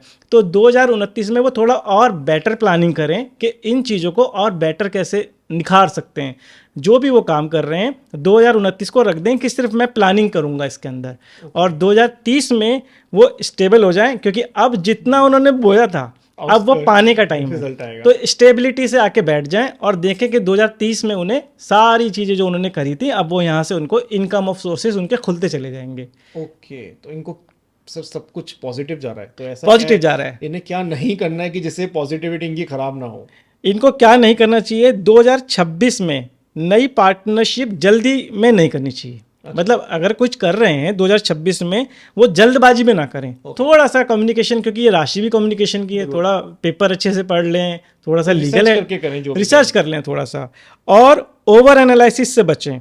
डिसाइड कर लें, मतलब ये नहीं कि ओवर थिंकिंग इतनी हो गई कि फुल कॉन्फिडेंस हो गया और अब तो सब कुछ अच्छा ही होगा। ज़्यादा ओवर थिंकिंग से बचना है इनको। ओके। और क्या करें जी। सबसे पहले 2027-28 में, क्योंकि मैक्सिमम जो करियर जो है इनका इसी में ग्रो होना है, तो यहाँ पर जितना अपने करियर में इन्वेस्ट कर सकते हैं वो 2027-28 में ये कर लें। बेस्ट इन द सेंस, मतलब कुछ नई लर्निंग सीखनी है, कुछ पैसा इन्वेस्ट करना है ठीक है। अपने करियर में, अपने करियर के अंदर जो इन्वेस्ट कर सकते हैं वो कर लें, और अपनी हेल्थ और रूटीन वो मेंटेन करें, ये करना चाहिए उन्हें। इनके लिए उपाय क्या रहेगा सर? कन्या राशि का स्वामी अगेन बुध है, और बुध से संबंधित उपाय विष्णु सहस्त्र नाम का पाठ करें, और गणेश अथर्वशीर्ष का पाठ करने से भी इनको काफ़ी लाभ मिलता है। तो खास तौर से, और गणेश जी की उपासना कर सकते हैं। ओके। हाँ, सिंपल। और ऐसा लोग मानते हैं कि गणेश जी को अगर हम बुधवार के दिन अगर दुर्वार्पण करते हैं तो उससे भी गणेश प्रसन्न होते हैं। ओके। ये बड़ा सिंपल सा उपाय है। रुके हुए काम पूरे करते हैं। रुके हुए काम पूरे करते हैं। तुला राशि की तरफ चलते हैं सर। बिल्कुल। इनके लिए कैसा जाने वाले हैं 5 साल? तुला राशि का जो स्वामी है वो शुक्र है, ठीक है। और शुक्र का संबंध ग्लैमर से है ना। और तुला राशि का सिंबल जो है वो तराजू है। तो ये लोग बैलेंस को अच्छा करना जानते हैं, बड़ी जल्दी बैलेंस कर लेते हैं, लेकिन इनको बैलेंस करने में ये भूल जाते हैं कि आगे कुछ कठिनाइयाँ भी आ सकती हैं। तो तुला राशि वालों को ये देखना है इन 5 सालों में कुछ अगर कोई ऐसी चीज़ आई जो उनकी लाइफ में कठिनाई बन सकती है, तो अब उसको कैसे बैलेंस करेंगे। तो तुला राशि वालों को ये ध्यान रखना है कि मेरे को बैलेंस तो मैं जानता हूँ, लेकिन अब प्रॉब्लम में मैं कैसे बैलेंस करूँगा। तो मैं बात करता हूँ तुला राशि वालों के लिए 2026 में क्या होगा। जनवरी से मई तक गुरु उनके 9th हाउस में रहेंगे, तो यहाँ पर भाग्य बहुत सपोर्ट करेगा। कब तक? जनवरी से मई तक, यानी अब जो ये मई आ रहा है यहाँ तक इनके गुरु 9th हाउस में रहेंगे, तो इनका भाग्य पूरा सपोर्ट करेगा। तो जो कुछ बड़े काम करने हैं तो वो इसी पीरियड में कर लें। 2027 में शनि जो है वो इनके 7th हाउस में पार्टनरशिप होगी, और स्पिरिचुअलिटी से भी स्ट्रेंथ मिलेगी इनको 2027 में तुला राशि वालों को। तुला राशि वालों के लिए 2028 में गैम्बलिंग से बचना है। ओके। क्योंकि लोग यहाँ पर शॉर्टकट तरीके अपनाते हैं, चाहे वो शेयर मार्केट हो गया या कोई भी ऐसा मतलब इन्वेस्टमेंट तरीका हो गया, उससे बचना है। ग्लैमर वालों को गैम्बलिंग से बचना है। बिल्कुल बिल्कुल बिल्कुल। और 2029 में इनको ये बेटर ईयर है। यहाँ पर जो भी मतलब उन्होंने चीज़ें या लॉस की है या कुछ बड़ा कुछ खोया है, तो यह रिकवरी का टाइम है। 2029 में तुला राशि वालों को काफ़ी ज़्यादा रिकवरी होनी है। बहुत से लोग प्रश्न करते हैं कि सर मेरा पैसा जो है वो डूब गया, फिर मेरा लोग पैसा ही नहीं देते। तो निश्चिंत होकर बैठें, आपका पैसा 2029 तक जहां है वो काफ़ी पैसा आपका रिटर्न आना शुरू होगा। ठीक है। लेकिन ध्यान देना है कि सबसे पहला कि सोच समझ कर बैलेंस तरीके से चलना है। 2030 की अगर मैं बात करूं तुला राशि वालों के लिए, तो यहाँ पर गुरु जो है वो उनको काफ़ी सपोर्ट करेंगे, और 2030 तुला राशि वालों को नई शुरुआत कर सकते हैं। तो मतलब अब मैंने जो ओवरऑल समरी अगर बताई, तो तुला राशि वालों को शुरुआत में 2026 में तो काफ़ी अच्छा समय है। 2027 से लेकर 28 में थोड़ा बैलेंस होकर निकालना है, क्योंकि बैलेंसिंग में थोड़ा सा अप डाउन आ सकते हैं। और 2030 में आप देखेंगे ये फिर से कुछ नया शुरू कर रहे होंगे। तो इन्हें क्या करना चाहिए, क्या नहीं करना चाहिए सर इन 5 सालों में? इन 5 सालों में अगर मैं बात करूं तो जनवरी से मई तक जो इनका विंडो ओपन है, जो मैंने बताया कि अच्छा टाइम है, तो बिल्कुल कुछ छोड़ना मत, जो करना है इस पीरियड में कर दो। अब उसके बाद में अगर तुला राशि वालों को हनुमान चालीसा का पाठ और ख़ास तौर से हनुमानाष्टक का पाठ कर सकते हैं, काफ़ी ज़्यादा बेनिफिट रहेगा इनके लिए। क्या नहीं करना चाहिए? दुश्मन मत बनाओ। ये तो मैं सब राशियों के लिए कहूँगा, कोई भी मत बताओ वैसे तो, लेकिन इन्हें खास तौर पे नहीं बनाना है। हाँ, नहीं बनाना इनको। और 2027-28 में बड़े पार्टनरशिप या बड़े डिसीजन से बचना है। जैसे मैंने बताया कि ये टाइम थोड़ा सा एक अनसर्टेन नई चीज़ों में आपको प्रॉब्लम में डाल सकता है। इसके लिए क्या उपाय ले सकते हैं जिससे इनके दुश्मन ना बने? अगर बनने मतलब कि माइंड है कई बार गुस्से में आ जाता है इंसान, दुश्मन बना लेता है, तो अपने माइंड को कैसे शांत रखें? ईगो शांत रखें अपनी। ईगो को कैसे हाँ, रखें? ईगो को शांत करने के लिए एक तो सबसे पहला यही है कि जैसे मैंने बताया कि हनुमान चालीसा का पाठ करें। ठीक है। तो जब भी लग रहा है कि अभी मेरे को सामने वाले पे गुस्सा आ रहा है, मैं हमेशा एक फार्मूला मेरे पास खुद का है, जब भी किसी का बुरा करना हो तो एक आध दिन टाल दो, क्योंकि हमारी जो थॉट है ना, अगले दिन होते ही वो शांत भी हो जाते हैं। और अच्छा करना हो, बहुत अच्छा डिसीजन लेना हो, तो उसको इमीडिएट कर दो। तो आपके मन में किसी के लिए कोई बुरा विचार आ रहा हो, टालो, क्योंकि टालने से कभी कभार आप बड़ी मुसीबत से बच जाओगे। आज नहीं कल देखेंगे। कल देखेंगे, आज नहीं कर रहे किसी को, ये कर सकते हैं। बिल्कुल सर। वृश्चिक राशि की तरफ चलते हैं। वृश्चिक राशि का स्वामी है मंगल जी। और जैसे कि इसका सिंबल जो है वो एक बिच्छू है। और और वृश्चिक वालों के लिए ये ना काल पुरुष की जो राशि है ये 8th हाउस में आती है। ये लोग बहुत ही डीप सोचते हैं, बहुत गहराई से डिसीजन लेने वाले लोग हैं वृश्चिक राशि वाले। मैं तो कभी कभी ऐसा भी बोलता हूँ, वृश्चिक राशि वाले तो मतलब भाई कुछ रहस्यमय व्यक्ति क्यों नहीं हो सकते, ये रहस्य होता है इन लोगों के पास। और ये अपने सीक्रेट किसी को नहीं बताते। तो वृश्चिक राशि वालों के लिए मैंने देखा, जो बहुत लोगों में नहीं होता वो सब कुछ इनमें होता है, जो बहुत मतलब बहुत गहराई से, और बल्कि रिसर्च भी करते हैं ऐसे वृश्चिक राशि वाले। अगर मैं वृश्चिक राशि वालों के लिए इन 5 सालों की बात करूं तो 2026 वृश्चिक राशि वालों के लिए, जब जून के बाद गुरु इनके 9th हाउस में होंगे, तो जून के बाद वृश्चिक राशि वालों के लिए इनका भाग्य इनका सपोर्ट करेगा। मेरा मतलब है, जैसे भाग्य सपोर्ट करने का मतलब क्या है, मतलब कई लोग कहते हैं कि जो हम काम करते हैं, किसी काम में हाथ डालते हैं, वो काम ही नहीं होता।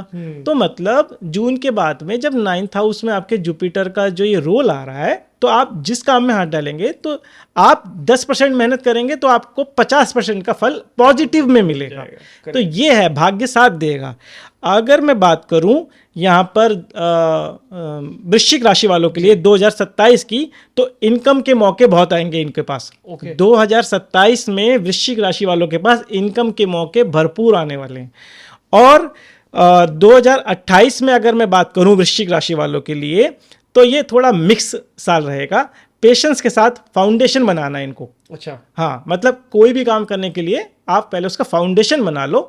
आप इतनी जल्दी डिसीजन नहीं लेना है, और फाउंडेशन बना के इस काम को हम करेंगे 2029 में। मतलब एग्जीक्यूशन करके रखें। एग्जीक्यूशन कर लो कि हमें जो बड़े काम करने हैं, अभी हम 2028 में फैसला नहीं ले रहे हैं, इसको हम 2029 में प्लान करेंगे। रोड मैप बना लिया, लेकिन रोड पे जब आओगे काम करने के लिए दो और बहुत अच्छा बन जाएगा उनका 2028 में, क्योंकि उस समय उनको काफी ग्रह सपोर्ट कर रहे होंगे। है ना, माइंड उस हिसाब से वर्क कर रहा होगा उनका। बिल्कुल। तो यहाँ अगर हम मैं 2030 की बात करूं, 2030 में गुरु इनके वृश्चिक राशि में होंगे। साल का सबसे पीक पॉइंट होगा इनका 2030। वृश्चिक राशि वालों के लिए 2030 में साल का सबसे पीक पॉइंट होगा, इसलिए ध्यान दें 2030 में। अब जो आपने सारा वो जो बनाया था रोड मैप, इसको अप्लाई करने का टाइम आ गया है। ये आप लोग बिल्कुल मेरी बातों को चाहे लिख लें, नोट डाउन कर लें, ये आपको खुद अपनी लाइफ में देखने को मिलेगा। ठीक है, बिल्कुल। इनको क्या करना है, क्या नहीं करना है? इनको अगर करना है तो 2026 में जून अक्टूबर को गुरु आप जैसे सपोर्ट करेंगे, तो उसको बिल्कुल उस समय को यूज़ करें। और रिसर्च में और इन्वेस्टिगेशन, जैसे मैंने बताया इनका नेचर है, तो ये आपकी ताकत है। बिल्कुल। इसको ताकत को भूलना नहीं है। रिसर्च और इन्वेस्टिगेशन करते रहें, चाहे वो बिजनेस हो, चाहे वो नौकरी हो, या जो भी प्रोफेशन हो आपका, उसमें आप अपनी इन्वेस्टिगेशन जारी रखें। ठीक है। दूसरा, आपको क्या नहीं करना चाहिए, हेल्थ को इग्नोर नहीं करना चाहिए। हाँ, हेल्थ सबसे एक कहावत है कि मतलब अगर शरीर सही है तो सारे राज्यों काम करेंगे। अगर शरीर ही सही नहीं है तो आपको हेल्थ को ध्यान रखना है। जो भी आपको लग रहा है तो डॉक्टर की एडवाइस लो, या जो प्रॉब्लम लग रही है उसे थोड़ा सा ध्यान देने की जरूरत है। सीक्रेट मत रखो, ज़्यादा सीक्रेट नहीं रखने, क्योंकि फिर लोग आपके नेचर को समझ जाएंगे। जो लग रहा है आपको सीक्रेट लोगों को बताने लायक है, प्लीज़ उसको ज़्यादा बताओ, सीक्रेट मत रखो ज़्यादा। ठीक है। इनके लिए उपाय सर? उपाय, वृश्चिक राशि वालों का जो स्वामी है मंगल है, और मैं एक सुंदर सा उपाय इनका, कार्तिकेय स्तोत्र का अगर पाठ करेंगे ये लोग, तो काफ़ी चीज़ें बेटर होंगी इनकी। बहुत छोटा सा पाठ है, मेरे ख्याल से 5 मिनट में हो जाएगा। और ऐसा इस स्तोत्र में एक महात्मा ने मुझे बताया कि कोई डम्ब व्यक्ति भी होता है ना, वो भी होशियार बन जाता है। कार्तिकेय स्तोत्र का पावर रखता है, बहुत पावर रखता है। धनु राशि सर? धनु राशि धनु राशि का कैसे जाने वाला है? धनु राशि सबसे पहले मैं तत्वों को याद करता हूँ तो ये भी एक अग्नि तत्व राशि है और इसका स्वामी जो है वो गुरु है। तो धनु राशि वालों में ये जैसे इसका स्वामी गुरु है तो ये लोग फिलोसोफर और मतलब ज्ञान की बातें ज़्यादा करते हैं और ज्ञान है इनके पास और इनसे बहुत कुछ सीखा भी जा सकता है। लोग इनसे काफ़ी ज़्यादा लर्निंग लेते हैं, एडवाइस लेते हैं। घर में अगर कोई, जैसे आपने देखा होगा आप ही के घर में, मेरे घर में, जब हमें किसी एडवाइस अगर किसी की लेनी हो और किसी की धनु राशि हो तो हमें उनकी एडवाइस अच्छी भी लगती है सुनने में। तो ये लोग बहुत ही अच्छी एडवाइस देंगे आपको। अगर मैं बात करूं इनके अगले 5 साल 2026 से 30 कैसे जाने वाले हैं तो धनु राशि वालों के लिए 2026 जो है गुरु इनके 7th हाउस में होगा। तो अब 7th हाउस जो है जनरली सिर्फ मैरिज का है, तो मैरिज से रिलेटेड प्लानिंग करनी है। अगर किसी की, बहुत से लोग नहीं हुई है शादी तो मैरिज से रिलेटेड प्लानिंग कर सकते हैं। और गुरु 7th हाउस में तो पार्टनरशिप भी कर सकते हैं। ओके। हाँ, तो यानी अगर आपको 2026 में कोई पार्टनरशिप का ऑफर दे रहा है तो प्लीज़ उसको एक्सेप्ट कर लो, आपके लिए बड़ा फायदेमंद हो जाएगा वो। 2027 की अगर मैं बात करूं तो करियर का नया चैप्टर यहाँ से शुरू हो जाएगा 2028 में 2027 में धनु राशि वालों के लिए 2027 में करियर का नया चैप्टर शुरू होगा।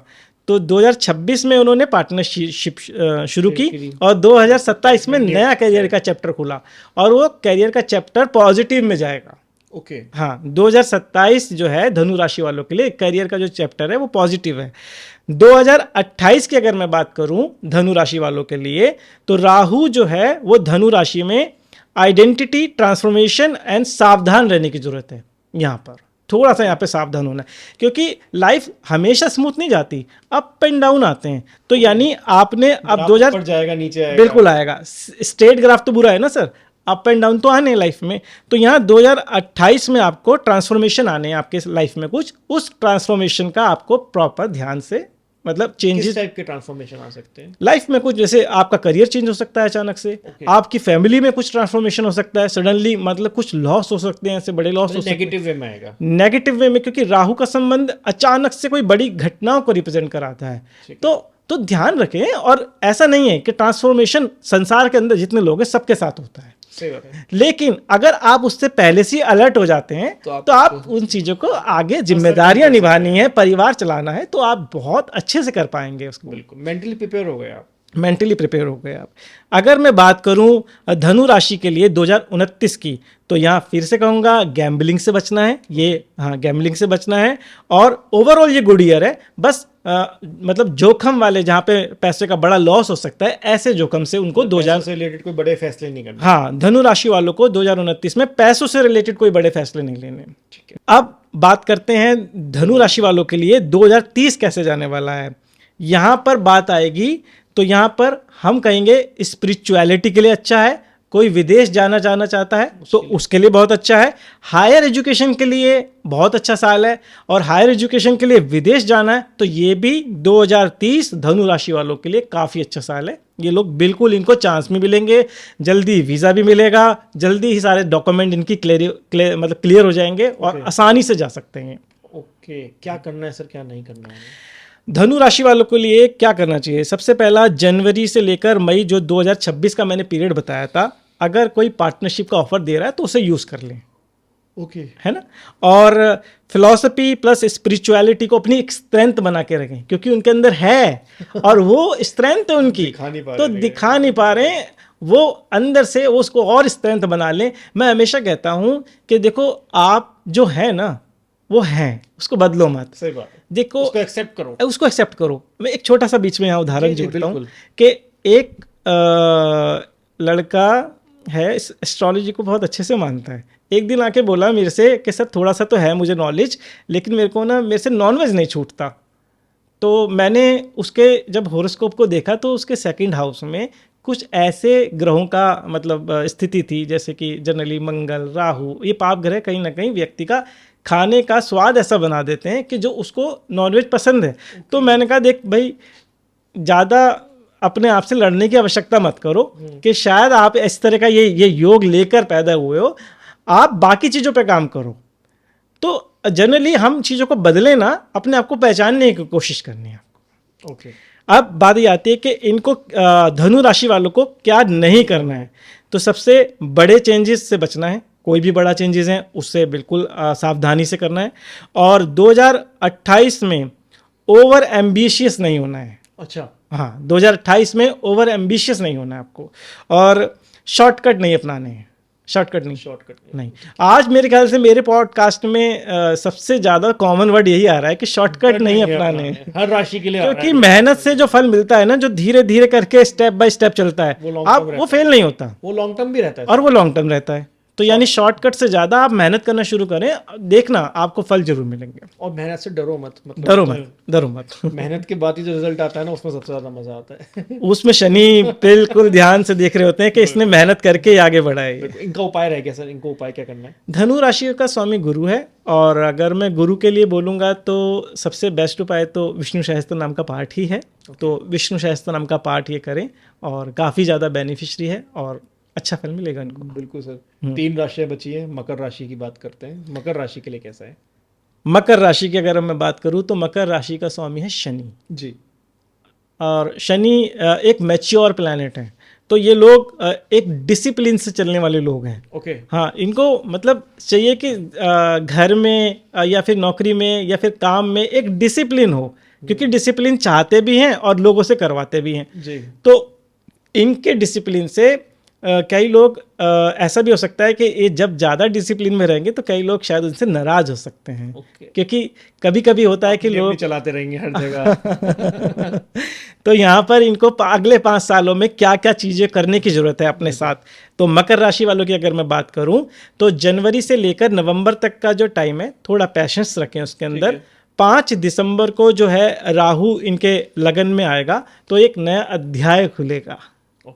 नया अध्याय खुलेगा। तो यहाँ पर 2027 में अगर मैं बात करूँ मकर राशि वालों के लिए, तो राहु जो है इनके लगन में आएगा और करियर और इमेज इनका बहुत स्ट्रांग हो जाएगा 2027 में। मकर राशि वालों के लिए 2027 में लगन में राहु आएगा तो करियर और इमेज काफ़ी ज़्यादा स्ट्रांग बनेगा इनका। 2028 में अगर मैं बात करूँ मकर राशि वालों के लिए, ये बेस्ट फेस होगा इनका एकदम करियर के लिए। और यहाँ पर अगर कुछ प्लान करना चाहते हैं तो यहाँ प्लान कर लें, है ना। 2029 की अगर मैं बात, 2029 मकर राशि वालों के लिए कैसी जाएगी, यहाँ पर एक तो अपने आप को स्थिर रखना है, और फिर से कहूँगा शॉर्टकट नहीं, गैम्बलिंग से बचना है। गैम्बलिंग से बचना है। हर राशि में आ रहा है ये क्योंकि मैंने अभी जो 3 बड़े प्लैनेट्स का गोचर देखा ना, मैं समझ रहा हूँ कि मतलब कहीं ना कहीं वो शॉर्टकट नहीं चाहते आपसे वो मेहनत कराना चाहते हैं, और यकीन मानना कामयाब भी होंगे आप लोग, है ना। तो ये करना है। अगर मैं बात करूँ मकर राशि वालों के लिए 2030 कैसे जाने वाला है, गुरु इनके 11th हाउस में होंगे, इनकम भी होगी और मेहनत जो करेंगे उनको काफ़ी ज़्यादा लाभ मिलेगा 2030 में मकर राशि वालों के लिए। इनको क्या करना है क्या नहीं करना है सर? मकर राशि वालों को जो करना है, दिसंबर 2026 के बाद में कोई अपॉर्चुनिटीज़ मिल रही हैं तो उसे एक्सेप्ट कर लेनी है। ठीक है। और कम्युनिकेशन 2026 में थोड़ा इम्प्रूव करो। कभी कभी होता है कि क्योंकि ज़्यादा मैच्योरिटी है, डिसिप्लिन है, लेकिन कम्युनिकेशन वीक है लोगों के, तो अपने कम्युनिकेशन को थोड़ा स्ट्रांग करो। कैसे अपने आप को इम्प्रूव कर सकते हो, कभी कोई लैंग्वेज सीखनी है, कोई अपने फील्ड से रिलेटेड कुछ अपनी स्किल्स पे काम करना है, क्योंकि शनि का संबंध ना मतलब बारीकियों से भी है, मतलब चीज़ों में गहराइयों पे उतरना है आपको, थोड़ा सा अपने आप में पता लगता है। और दूसरा यहाँ पर क्या नहीं करना है उसका ध्यान रखना है, क्योंकि राहु जब लगन में होंगे तो ओवर एम्बिशियस से बचना है। अपना विवेक जागृत रखना है, मतलब बुद्धि और विवेक से काम लेना है यहाँ पर। और 2029 में फिर से मैंने कहा गैम्बलिंग नहीं करनी है। 2029 में सबका ही गैम्बलिंग नहीं करनी। हाँ बिल्कुल, और शॉर्टकट नहीं अपना। ये है मकर राशि के बारे में। उपाय क्या रहेगा सर? मकर राशि वालों के लिए अगर मैं शनि का उपाय बताऊं तो अगर शनिवार के दिन में राम रक्षा स्तोत्र का पाठ करते हैं तो काफ़ी ज़्यादा बेनिफिट रहेगा। सर ये तो मकर राशि वालों के लिए हो गया। शनि से बहुत लोग परेशान रहते हैं। अच्छा, 2-3 उपाय और जानना चाहूँगा शनि के। हनुमान चालीसा का पाठ। अच्छा, हाँ, ये आपको ऐसा लग रहा है कि थोड़ा अलग है शनि से, लेकिन जिस घर में भगवान राम का नाम और हनुमान जी का नाम लिया जाता है वहाँ शनि अपना प्रकोप नहीं दिखाते। मेरी इस उपाय में एक गहराई छुपी है। तो इसलिए आप अगर हनुमान चालीसा का पाठ या फिर राम का भी अगर कोई पाठ, राम रक्षा स्तोत्र का पाठ करते हैं, काफ़ी ज़्यादा बेनिफिट रहेगा आप लोगों के लिए। ओके, कोई इसमें मंदिर से रिलेटेड उपाय हम बता सकते हैं अपनी ऑडियंस को शनि से? मंदिर से रिलेटेड उपाय में अगर आप कर सकते हैं तो जब भी शनि मंदिर जाएं तो भगवान शनिदेव की आंखों की तरफ ना देखते हुए शनि के चरणों पर ध्यान दें। ओके, क्योंकि शनि की 3 दृष्टि हैं और वो कहते हैं अधोमुखी देखते हैं। अधोमुखी का मतलब है नीचे की ओर देखते हैं। तो आप भी शनि की तरह उनके चरणों की तरफ देखकर जो भी पूजा करनी है, आपको अर्चना करनी है, तेल चढ़ाना है, पूजा करनी है, चरणों की तरफ देख कर करें। ये शनि का एक गूढ़ उपाय है। ओके। कुंभ राशि की तरफ चलते हैं। कुंभ राशि के लिए कैसे रहने वाले हैं 5 साल? कुंभ राशि की अगर मैं बात करूं, कुंभ राशि का स्वामी भी शनि ही है और कुंभ राशि अपने आप में एक, ये लोग गहरी सोच रखते हैं कुंभ राशि वाले। और सोसाइटी के लिए कुछ करना चाहते हैं, मतलब समाज के लिए भी कुछ करना चाहते हैं, क्योंकि मैच्योर हैं और मैच्योर व्यक्ति देखना समाज में सब आगे आगे बढ़कर काम कर रहे होते हैं। बिल्कुल। आप जनरली मैंने देखा है कि जो लोग नौकरी करने वाले हैं और उनके परिवार में कोई सीनियर सिटीजन है, जब तक वो आते हैं उनके सारे काम उनके माता पिता करके रखते हैं। तो ये कुंभ राशि वालों की एक बड़ी पहचान है, मैच्योरिटी अपने आप से आती है। और अगर मैं बात करूं ये जो नेक्स्ट 5 ईयर जो है इनके कैसे जाने वाले हैं, 2026 जो है कुंभ राशि वालों के लिए ये करियर के लिए बेस्ट विंडो है। तो मैक्सिमम जो आपको कोई काम करना है 2026 में कुंभ राशि वाले उसको करें। और कुंभ राशि वाले 2027 में जो है राहु इनके 12th हाउस में होगा। तो यहाँ पर राहु जब 12th हाउस में है तो 12th हाउस जनरली एक्सपेंडिचर का भी है।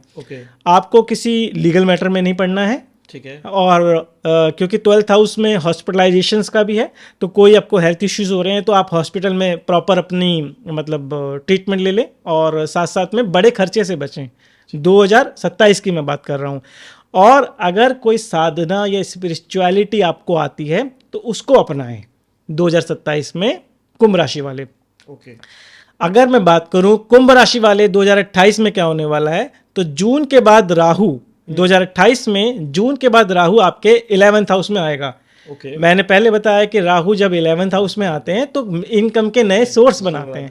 तो यहाँ पर आप कुंभ राशि वालों के लिए इनकम के सोर्स बन सकते हैं। और कुछ राहु टेक्निकल प्लैनेट हैं तो टेक्नोलॉजी से भी बन सकते हैं। आज AI आ गया, मतलब कहीं ना कहीं कम्युनिकेशंस के इतने सारे ऑनलाइन सिस्टम हो गए, तो नए नए अब विकल्प खुल जाएंगे आप लोगों के लिए।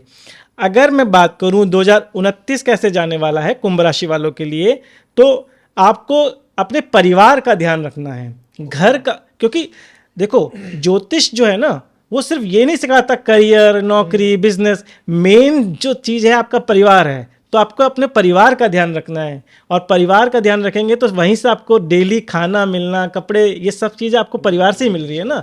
तो आपको बेसिकली ध्यान रखना है अपने परिवार का। और इनसे आपको एज अ, और अपने इस समय आपके अगर किसी ने कोई गुरु बना रखे हैं या उनको कोई टीचर या कोई मोटिवेट करता है, ये इस समय देखना कि इन लोगों के साथ में काफ़ी ज़्यादा मतलब इनको सहारा मिलेगा उन लोगों का जो इन्हें मतलब गाइड करते आए हैं। हाँ, और 2030 की अगर मैं बात करूं तो इस समय गुरु इनके 10th हाउस में होगा। कुंभ राशि वालों के लिए 2030 का समय जो होगा गुरु इनके 10th हाउस में होगा और ये टाइम एकदम से पिक की तरफ जाएगा। तो यानी गुरु कुंभ राशि वालों के लिए 2030 का जो समय है वो करियर के लिए काफ़ी अच्छा अपॉर्चुनिटीज़ हैं और बेस्ट ईयर है ये इनके लिए 2030 कुंभ राशि वालों के लिए। इनको क्या करना है, क्या नहीं करना है? क्या करना चाहिए? अब जनवरी से लेकर नवंबर 2026 तक मैक्सिमम काम जो आपको करने हैं वो पहले आप पूरे कर लें। ठीक है। मैक्सिमम काम, क्योंकि आने वाले कुछ सालों में थोड़ी सी हलचल होगी और उस पर तैयार रहें। सोशल कॉज और मेन इन्वेस्ट करें, इन्वेस्ट जरूर करें। जैसे मैंने बताया कि अभी जो है जनवरी से लेकर नवंबर तक में कोई बड़े काम कर लें और इन्वेस्ट करना शुरू करें, क्योंकि आपका इन्वेस्टमेंट किया हुआ आप ही को जो मैंने बताया कि 2030 में काफ़ी ज़्यादा बेनिफिट्स होने वाले हैं। तो यानी अगर कुछ ग्रोथ होनी होगी तो वहाँ से भी होगी और कुछ नया शुरू करना होगा तो वहाँ से भी होगी। एक तरीके से नए इनकम के रास्ते खुल जाएंगे इनके लिए। और क्या नहीं करना चाहिए? दिसंबर 2026 के बाद में बड़े खर्चे अवॉइड कर देने चाहिए। कोई बड़ा खर्चा करने, फॉर एग्जांपल आप कुछ आप ही का जैसे कुछ नया इन्वेस्टमेंट लाइक जैसे प्रॉपर्टी खरीद रहे हैं या फिर प्रॉपर्टी में कुछ बनाने का काम कर रहे हैं तो थोड़ा उससे रोक दें, क्योंकि इससे कोई बेनिफिट नहीं होने वाला। हमेशा पैसा वहाँ लगाएं जहाँ से आपके रास्ते खुल सकें, जहाँ से आपकी ग्रोथ हो सके। बिल्कुल। राहु आपके लगन में है तो मोह से काम नहीं लेना है आपको, अपने विवेक से काम लेना है, इतना कर लें। और आइसोलेशन से बचें, आइसोलेशन से बचें मतलब परिवार में रहें, अकेले बैठने से अकेले से बचें। हाँ। इनके लिए उपाय क्या होगा सर, जिससे अकेले में ना बैठेंगे? अकेले में ना बैठने से इस सबसे अच्छा जो मुझे लगता है कि मतलब अगर कुछ इनको ना कुछ क्रिएटिविटी से रिलेट जुड़े रहना चाहिए। फॉर एग्जांपल अगर इनको, क्योंकि शनि का संबंध, क्योंकि ये शनि की राशि है, तो कुछ ऐसा काम जो इनकी मतलब इनके अंदर जो क्रिएटिविटी छुपी हुई है उसको, उससे संबंधित कुछ लर्निंग अगर ये लेते हैं तो ये शायद बेस्ट उपाय रहेगा। ओके, लास्ट राशि सर, मीन राशि। मीन राशि की अगर बात करें तो मीन राशि का स्वामी है गुरु, और ये अपने आप में एक जल तत्व राशि है। बिल्कुल। और मीन राशि का जो सिंबल है वो है 2 मछलियां, एक सिर की ओर एक पैर की ओर। इसको ऐसा बोलते हैं कि काल पुरुष के पैर हैं, पैर मतलब जैसे हमारे जो 2 पैर हैं ना, तो आगे जो पंजे हैं, यही मीन राशि हैं। ओके, है ना। तो मीन राशि वालों के लिए थोड़ा सा मैंने इसको थोड़ा सा एक्सप्लेन किया है। मीन राशि वालों के लिए एक अलग सी ही दुनिया है, और ये लोग क्योंकि ये गुरु की राशि है तो इनको ये राशि चक्र की सबसे लास्ट राशि है ना, राशि चक्र की सबसे लास्ट राशि है। तो ये लोग काफ़ी ज़्यादा स्पिरिचुअलिटी एंड धार्मिक राशि है ये। जनरली मैंने देखा कि जैसे मछलियों का संबंध है, ऐसी मछलियां जो धार्मिक स्थान पे मिलती हैं, जैसे गुरुद्वारा है या फिर कोई सरोवर है, ऐसी मछलियां। तो इस मछलियों का समझाने का मतलब मेरा यही है कि एक तरीके से ये जो लोग हैं ये थोड़े से स्पिरिचुअलिटी की तरफ ज़्यादा ध्यान दें, और उससे इनकी ग्रोथ भी होगी, और धीरे धीरे अपनी जो अंदर जो चेंजेस आने, लाइफ में जो चेंजेस आने, उनसे बड़े बड़े डिसीजन जो हैं ये मीन राशि वाले ले सकते हैं। अब अगर मैं बात करूं आने वाले 5 साल इनके लिए कैसे जाने वाले हैं, 2026, क्योंकि मीन राशि वालों के लिए इस समय शनि मीन राशि में ही है, तो ये क्योंकि 7.5 का समय है, तो 7.5 के समय के लिए इनको सुंदरकांड का पाठ करते रहना चाहिए। 2026 का समय चल रहा है, और जब मैंने बताया, शुरुआत मैंने करी थी, मीन राशि का संबंध पंजों से है। जब भी 7.5 जब उतरती है, जब लास्ट के 2.5 साल चलते हैं, तो पैरों में पीड़ा होती है, पैरों में दर्द होता है। कुछ लोग नौकरी करते हैं, कुछ लोग बिजनेस करते हैं, तो अचानक से ही आके कहते हैं कि मेरे पैरों में काफ़ी दर्द है, और मतलब कहीं ना कहीं पैरों में पीड़ा होती है, पैरों में चोट लग सकती है। तो ध्यान रखें आप अपना, और प्रॉपर उस सब चीज़ों का ध्यान रखें। अगर मैं बात करूं 2027 इनका कैसे जाने वाला है मीन राशि वालों के लिए, तो शनि 2027 में इनके 2nd हाउस में चले जाएंगे, जो कि धन और मतलब आपके परिवार का समय मतलब हाउस है। तो यहाँ पर इनकी सेविंग्स भी होंगी, और इस सेविंग्स में धीरे धीरे इनकी ग्रोथ होना शुरू भी होगी। तो यहाँ 2027 इनका सेविंग्स के लिए काफ़ी अच्छा टाइम है मीन राशि वालों के लिए। 2028 अगर मैं मीन राशि वालों के लिए बात करूं, तो ये थोड़ा पेशेंस का और अंदर की बहुत सारी ग्रोथ होगी 2028 में। और मीन राशि वालों के लिए 2029 की अगर मैं बात करूं, तो थोड़ा बेटर, और यहाँ से रिलीफ होना शुरू होगा। और 2030 मीन राशि वालों के लिए यहाँ पर गुरु इनके 9th हाउस में होंगे। 9th हाउस का गुरु भाग्य का वर्धक बन जाता है। अच्छा। और यहाँ से इनका भाग्य चेंज हो जाएगा। तो यानी 2030 काफ़ी अच्छा आने वाला है मीन राशि वालों के लिए। आपने 7.5 को भोगा है, आप खुद भी मैसेज करके बता सकते हैं आप लोगों के साथ 7.5 में क्या हुआ, कितने मेंटल प्रेशर आए। और 7.5 का मैंने उपाय तो हमेशा एक ही बताया है कि सुंदरकांड का पाठ बेस्ट उपाय है, ये करना चाहिए। अब मैं थोड़ा सा क्या करना है क्या नहीं करना है सर मीन राशि वालों के लिए, सबसे पहले रोज अगर कर सकते हैं तो शिव पूजन करें, और विष्णु सहस्त्र नाम का पाठ अगर कर सकते हैं तो वो कर ले। और स्पिरिचुअलिटी में टाइम देना चाहिए इन लोगों को, क्योंकि ये राशि है कहीं ना कहीं धार्मिक और धर्म से जुड़ी हुई राशि है, तो स्पिरिचुअलिटी में टाइम देना चाहिए इनको। और अगर मैं बात करूं क्या नहीं करना चाहिए इन लोगों को, 2026 से लेकर 28 में कोई बड़ा फाइनेंशियल रिस्क नहीं लेना है इनको। हाँ, 2026 से लेकर 2028 तक में मीन राशि वालों को कोई बड़ा रिस्क नहीं लेना है।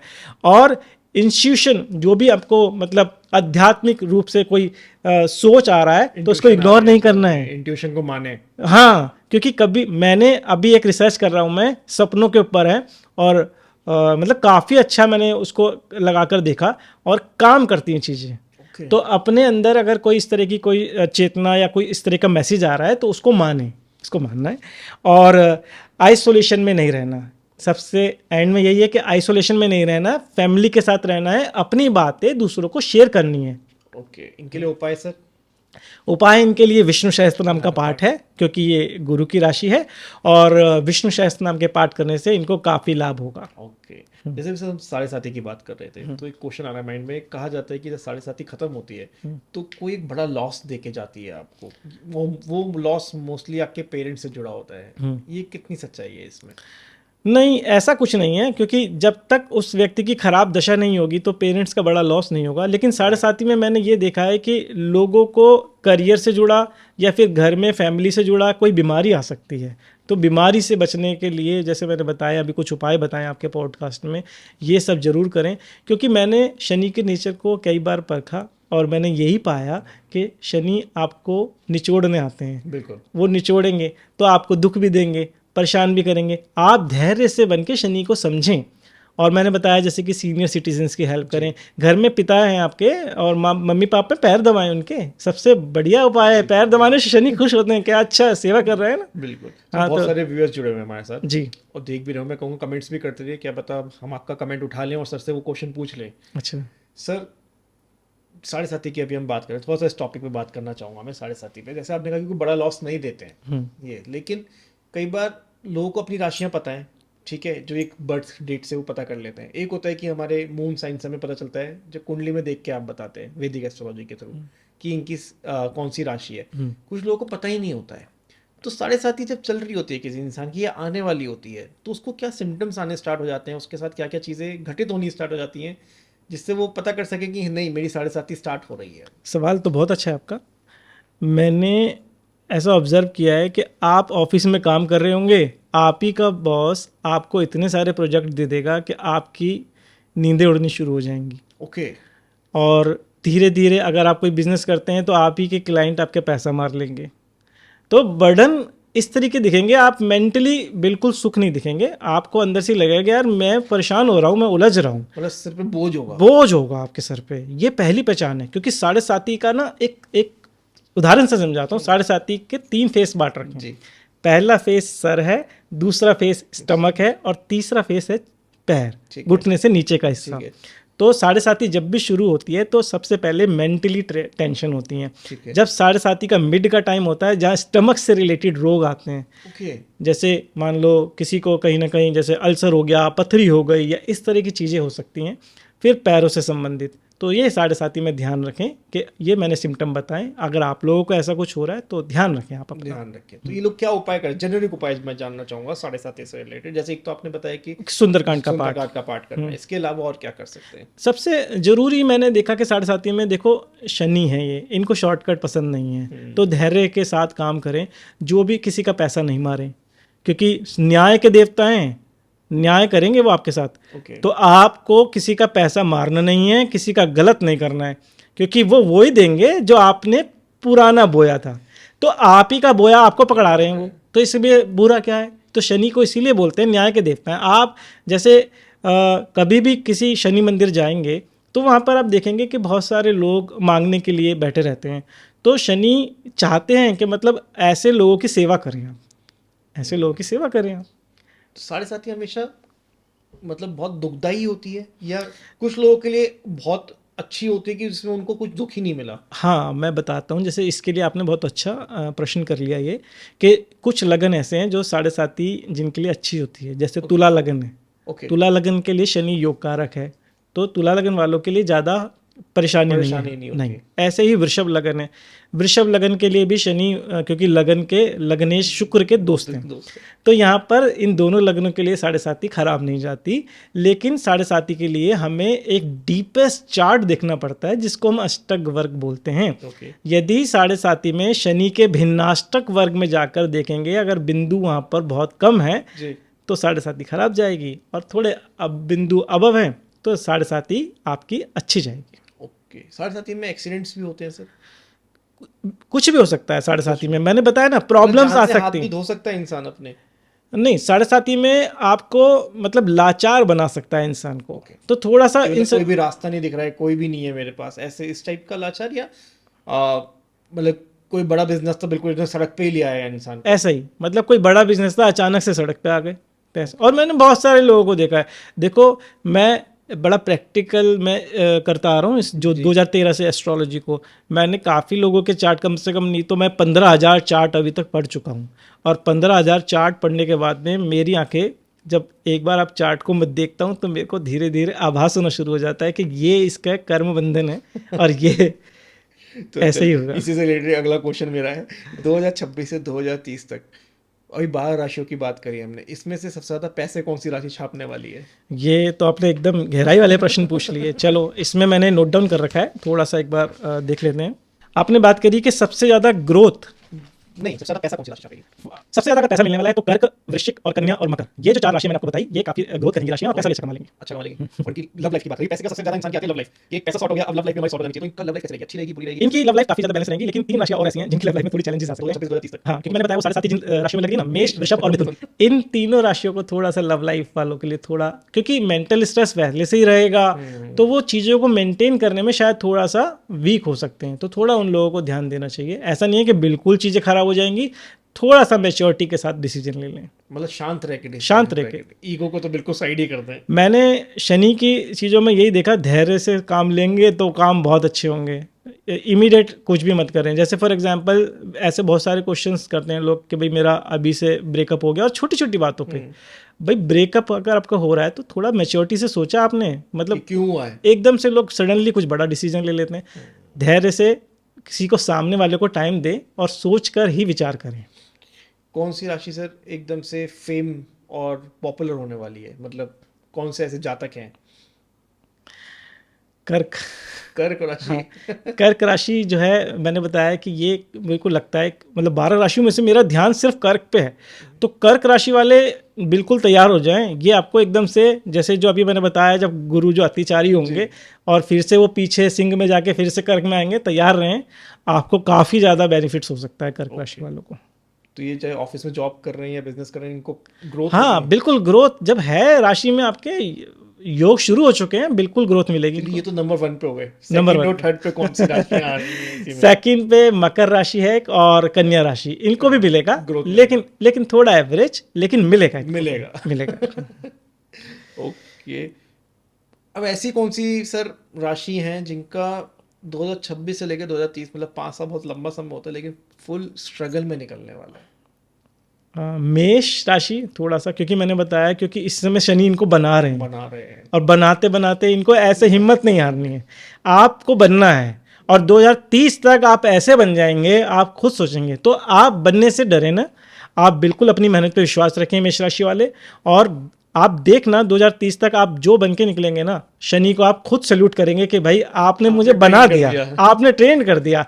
इसलिए ग्रहों से डरो मत। मेरे गुरुजी एक बात बोलते थे कि एस्ट्रोलॉजर के लिए राहु, केतु और शनि यही तो रोटी दिलाते हैं। मैंने कहा तो मतलब डरना नहीं है, ग्रहों से डरना नहीं है। बिल्कुल। ऐसी कौन सी राशि है सर जो इस साल फॉरेन में सेटल हो सकती है या फॉरेन के योग बन रहे हैं उनके? धनु और मीन राशि। अच्छा। हाँ, ये फॉरेन के बहुत ज़्यादा योग बना रहे हैं। तो इसलिए धनु और मीन राशि वालों के लिए, अगर इन 5 सालों में मैंने देखा तो ये राशि बहुत प्रोमिनेंट हो रही थी कि कहीं अगर फॉरेन से रिलेटेड कनेक्शन, या फिर फॉरेन में कोई निवेश करना है, फॉरेन पढ़ने जाना है, किसी को नौकरी करने जाना है, तो धनु और मीन राशि वालों के लिए काफ़ी अच्छे चांस खुलेंगे 5 साल में। बिल्कुल काफ़ी अच्छे चांस खुलने वाले हैं। इसलिए इन लोगों को अटेम्प्ट करते रहना चाहिए, हो जाएगा। आपने बीच पॉडकास्ट में कहा था कि 5 ऐसी चीज़ें आप बताएंगे जो अभी तक मेरे व्यूअर्स ने कहीं नहीं सुनी, अगर मैंने भी नहीं सुनी है तो मैं तो उसके लिए एक्साइटेड हूँ। वो क्या है सर, प्लीज़ बताइए। सबसे पहले मैं ना कर्म के बारे में थोड़ा बताना चाहता हूँ। जी प्लीज़ बताइए कि कर्म क्या है ना। मेरे कुछ ऑडियंस ना मेरे से कई बार पूछती भी हैं कि भाई जैसे कि रेमेडी काम क्यों नहीं करती। तो मैंने उस पर काफ़ी डिटेल्ड में जब काम किया तो मुझे एक चीज़ समझ में आई। तो कर्म 3 प्रकार के होते हैं।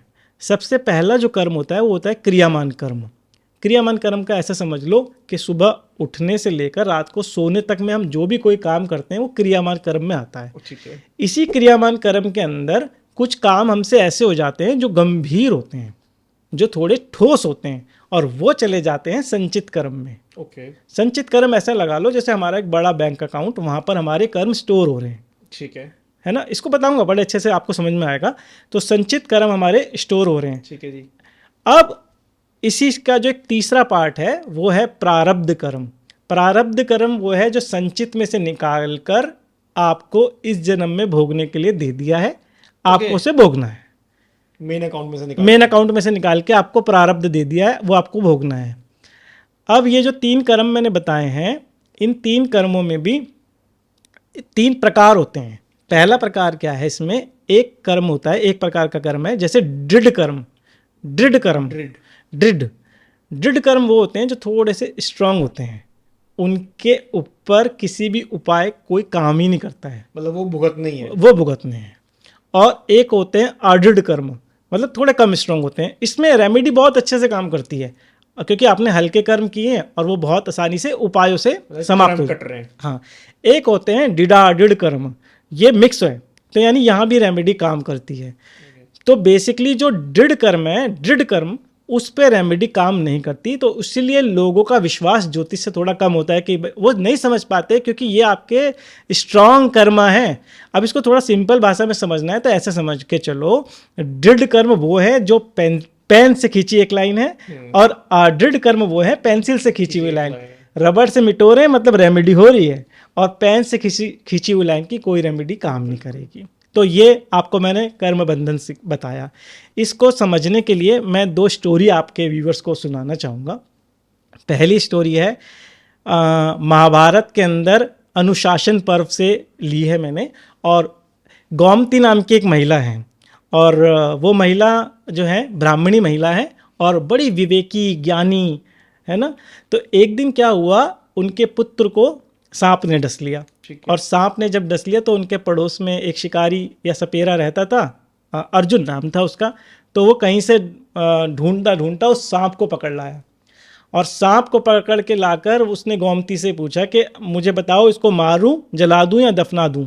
गोमती ज्ञानी थी, तो उन्होंने बड़े सुंदर सा विचार दिया कि भाई ऐसा है, तुम अगर इसके प्राण लोगे तो मेरा पुत्र वापस नहीं आएगा, और मैं किसी भी तरीके से तुम्हारे गलत कर्म में तुम्हारा हाथ डालती हूँ, किसी तरीके से अपनी हाँ करती हूँ, स्वीकृति करती हूँ, तो मैं उतनी ही भागीदारी बन जाऊँगी जितने तुम हो।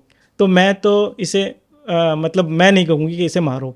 तो गोमती ज्ञानी थी, विवेकी थी, तो उसे कारण पता था क्या था।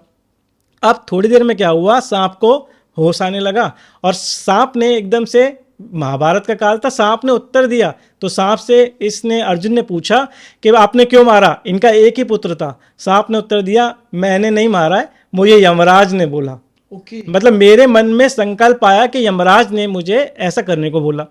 अब हुआ क्या, जैसे ही वो मतलब काफ़ी ज़्यादा इन पर चर्चा होने लगी, तो अचानक से जब चर्चा काफ़ी देर हो गई, आपस में बहस हो रही थी कि नहीं आप ही ने मारा है, आप ही का दोष है, तो यमराज खुद प्रकट हो गए। यमराज ने कहा कि इन्होंने ही कहा है, मैंने इनको आदेश दिया था, और मेरे को ऐसा करने के लिए काल ने बोला था। तो जब फिर वो जो अर्जुन है, फिर वो अब यमराज से इसी तरह की वार्तालाप करके वाद विवाद करने लगे कि इनका एक ही पुत्र था, आपने क्यों मारा। काफ़ी विवाद होता रहा।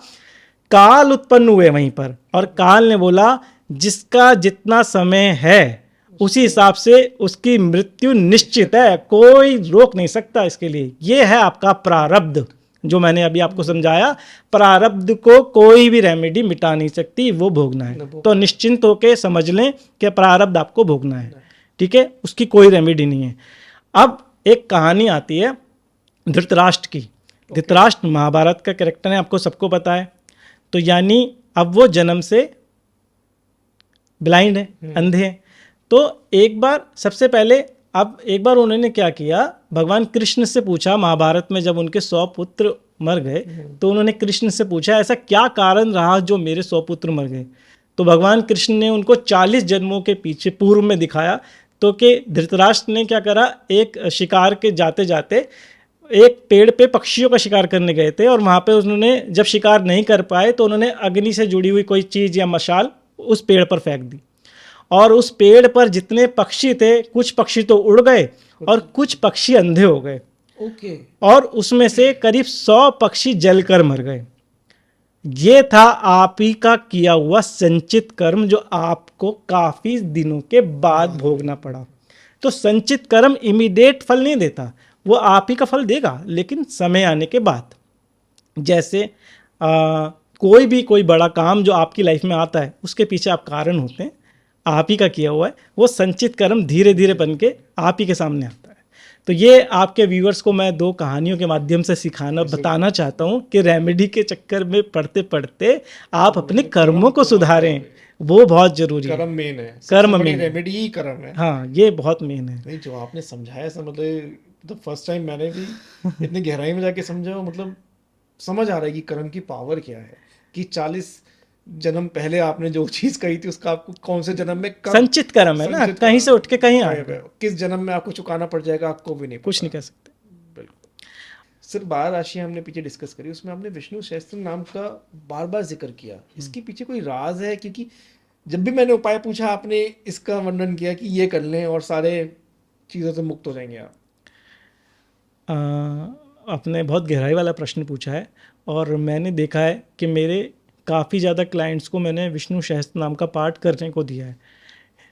बेसिकली लाइफ में जब भी बड़े दुख आते हैं तो एस्ट्रोलॉजी में 6, 8, 12 ये घर जो है खराब है, तो इनसे संबंधित कोई ना कोई सुख या दुख मिलते हैं। ठीक है। दुख मिलते क्यों हैं? क्योंकि आपका कोई संचित कर्म आपको भोगने के लिए मिला है। तो विष्णु सहस्त्र नाम में 108 मंत्र हैं, और ये सारे मंत्र हैं, सारे ये और सिद्ध मंत्र हैं, ऐसे ऋषियों ने जपाए। और आपका जन्म जिस नक्षत्र में हुआ है, वो उस नक्षत्र जिस चरण में हुआ है, वो एक मंत्र विष्णु सहस्त्र नाम के अंदर है छुपा हुआ। ओके। हाँ, और वो मंत्र मैं तो नहीं जानता, लेकिन है। तो ये पता किया जा सकता है? पता किया जा सकता है, लेकिन मैं नहीं जानता, लेकिन है। मैं तो बस अपने क्लाइंट्स को, आपकी ऑडियंस को इतना ही कहना चाहता हूँ कि पूरा ही कर लो। ओके। क्योंकि अपना भला होगा और समाज में और लोग आपके द्वारा उस मंत्र को सुनेंगे, उनका भी भला होगा। एक मंत्र आपका इस जन्म का विष्णु सहस्त्र नाम के अंदर छुपा हुआ है। नहीं तो अगर किसी का हमारे पास चार्ट है तो हम उससे वो मंत्र पता कर सकते हैं कि इसके लिए ये वाला मैंने कहा ना, मैं नहीं जानता। अच्छा। हाँ, क्योंकि मैं ऐसा कोई बात नहीं बोलूँगा कि जो व्यूअर्स को मतलब गुमराह कर दे। है, मगर इतना मुझे पूरा विश्वास है उसके अंदर। विश्वास क्या मतलब, मैंने काफ़ी लोगों से सुना एक मंत्र इसके अंदर आपका इस जन्म में छुपा हुआ है, इसलिए पूरा ही कर लो। इसलिए विष्णु सहस्त्र नाम को मैं मतलब, और सबसे अच्छी बात विष्णु सहस्त्र नाम में भगवान विष्णु के गुण हैं, गुण संबंधी भगवान विष्णु के नाम हैं। अगर आप इसको करते हैं तो विष्णु भगवान के गुण आप में स्वयं आने लगते हैं और काफ़ी बेनिफिट है। ओके। दूसरी बात मैं आपको बताना चाह रहा हूँ कि एक कहानी मैंने अभी पुराणों के अंदर पढ़ी जी। सूर्य देव के अंदर बहुत तेज, इतना तेज कि उनकी पत्नी संज्ञा उनका तेज सहन नहीं कर पाई और वो चली गई उनको छोड़कर पहाड़ों में तपस्या करने। तो जब सूर्य को इस बात का पता चला कि भाई मेरे तेज के कारण ऐसा हुआ है, तो सूर्य देव ने अपने ससुर विश्वकर्मा जी से पूछा कि भाई इसका उपाय क्या है। तो विश्वकर्मा जी ने उनके तेज को कम करने के लिए उनके शरीर से वो तेज निकाला और उनको बहुत दर्द हुआ। तो जब उन्होंने उस दर्द को कम करने के लिए रक्त चंदन लगाया जी, रक्त चंदन से उनकी पीड़ा कम हुई। और जब पीड़ा कम हुई तो जब सूर्य का जब वो तेज निकल गया, उस तेज से भगवान शिव का त्रिशूल और भगवान विष्णु का सुदर्शन चक्र का निर्माण हुआ। अच्छा। हाँ, तो ये जब इसलिए सूर्य को रक्त चंदन बहुत ही पसंद है, क्योंकि उनसे उनकी पीड़ा कम हुई। तो इसलिए जो लोग सूर्य की उपासना करते हैं वो भगवान सूर्य को, सूर्यदेव की उपासना करते हुए रक्त चंदन चढ़ा सकते हैं, काफ़ी ज़्यादा बेनिफिट मिलेगा। मेरा तीसरी बात जो मैं आप लोगों को बताना चाहता हूँ, जो अभी कुछ मैंने जैसे कि पुराणों में पढ़ी, अभी वैशाख महीना चल रहा है, चैत्र के बाद वैशाख आता है, और वैशाख महीने की जो अंतिम 3 तिथियां शुक्ल पक्ष की आती हैं वो पुष्करणी तिथि के नाम से बहुत प्रसिद्ध है। ठीक है। पुष्करणी तिथि, ये अंतिम शुक्ल पक्ष की अंतिम 3 तिथि, मतलब त्रयोदशी, चतुर्दशी और पूर्णिमा। ये 3 तिथियां जो हैं, इस दिन भगवान विष्णु ने अमृत जो है अमृत उत्पन्न हुआ, देवताओं को अमृत पिलाया और यहाँ से भगवान विष्णु प्रकट हुए। तो ये तीन, एक दिन मोहिनी का रूप लिया, दूसरे दिन अमृत निकला और तीसरे दिन देवताओं को अमृत पिलाया। इन 3 दिन में अगर कोई भगवान विष्णु की पूजा करता है तो उसको करोड़ों यज्ञ का फल मिलता है, ऐसा पुराणों में लिखा है। अच्छा। हाँ, और खास तौर से वैशाख मास की पूर्णिमा के दिन अगर विष्णु भगवान को दूध से स्नान कराता है तो ये भी एक तरीके से उसने काफ़ी बड़ी रेमेडी कर दी। मैंने अभी रिसेंटली ही पढ़ी और काफ़ी ज़्यादा मुझे प्रभावित मतलब किया। पता भी नहीं हो कौन से कर्म कब कट गए। बिल्कुल, तो इसलिए ये बहुत सरल सी रेमेडी है और शास्त्रों से जुड़ी हैं। बिल्कुल। थैंक यू सर पॉडकास्ट में जुड़ने के लिए, और जो जो आपने बताया, मतलब बहुत सारी तो आपने जो कहानियों से आज रिलेट करवाया ना, मतलब मेरी ऑडियंस तो बहुत ज़्यादा कनेक्ट करी उनसे ज़्यादा मैं कनेक्ट किया हूँ उनसे। और ऐसा पॉडकास्ट में कहानियाँ पहले मैंने कभी नहीं सुनी, तो मेरी तो बहुत नई चीज़ थी। इसको सुन के अपनी लाइफ में मैं भी उतारूंगा, मैं कहूँगा आप भी उतारें। आपका बहुत बहुत शुक्रिया सर। जाते जाते अगर आप हमारी ऑडियंस को कुछ कहना चाहें सो प्लीज़। तो एक मंत्र है और वो है कर्मण्यवाधिकारस्ते माँ फलेषु कदाचन, यानी अपने कर्म पे विश्वास रखो और कर्म को पूरा विश्वास करते हुए अपने जीवन को ऐसे जियो जैसे बिल्कुल मधुरता से अगर जिया जा सकता है। किसी का कुछ बुरा नहीं करना है, अपनी मेहनत पे विश्वास रखते हुए और ज्योतिष को भी मानते हुए अपने जीवन में इस ज्योतिष से क्या क्या सहारा लेके आप आगे बढ़ सकते हो, इसी तरीके से आगे बढ़ते रहिए। यही आपको मैं बताना चाहूँगा। Thank you sir. जी, मोस्ट। वीडियो को लाइक शेयर सब्सक्राइब करना ना भूलें, और सर ने जितने भी उपाय बताए बहुत सरल हैं, अपनाएं और अपना जीवन सुधारें, और इस वीडियो को जितना हो सके उतना शेयर करें। Thank you.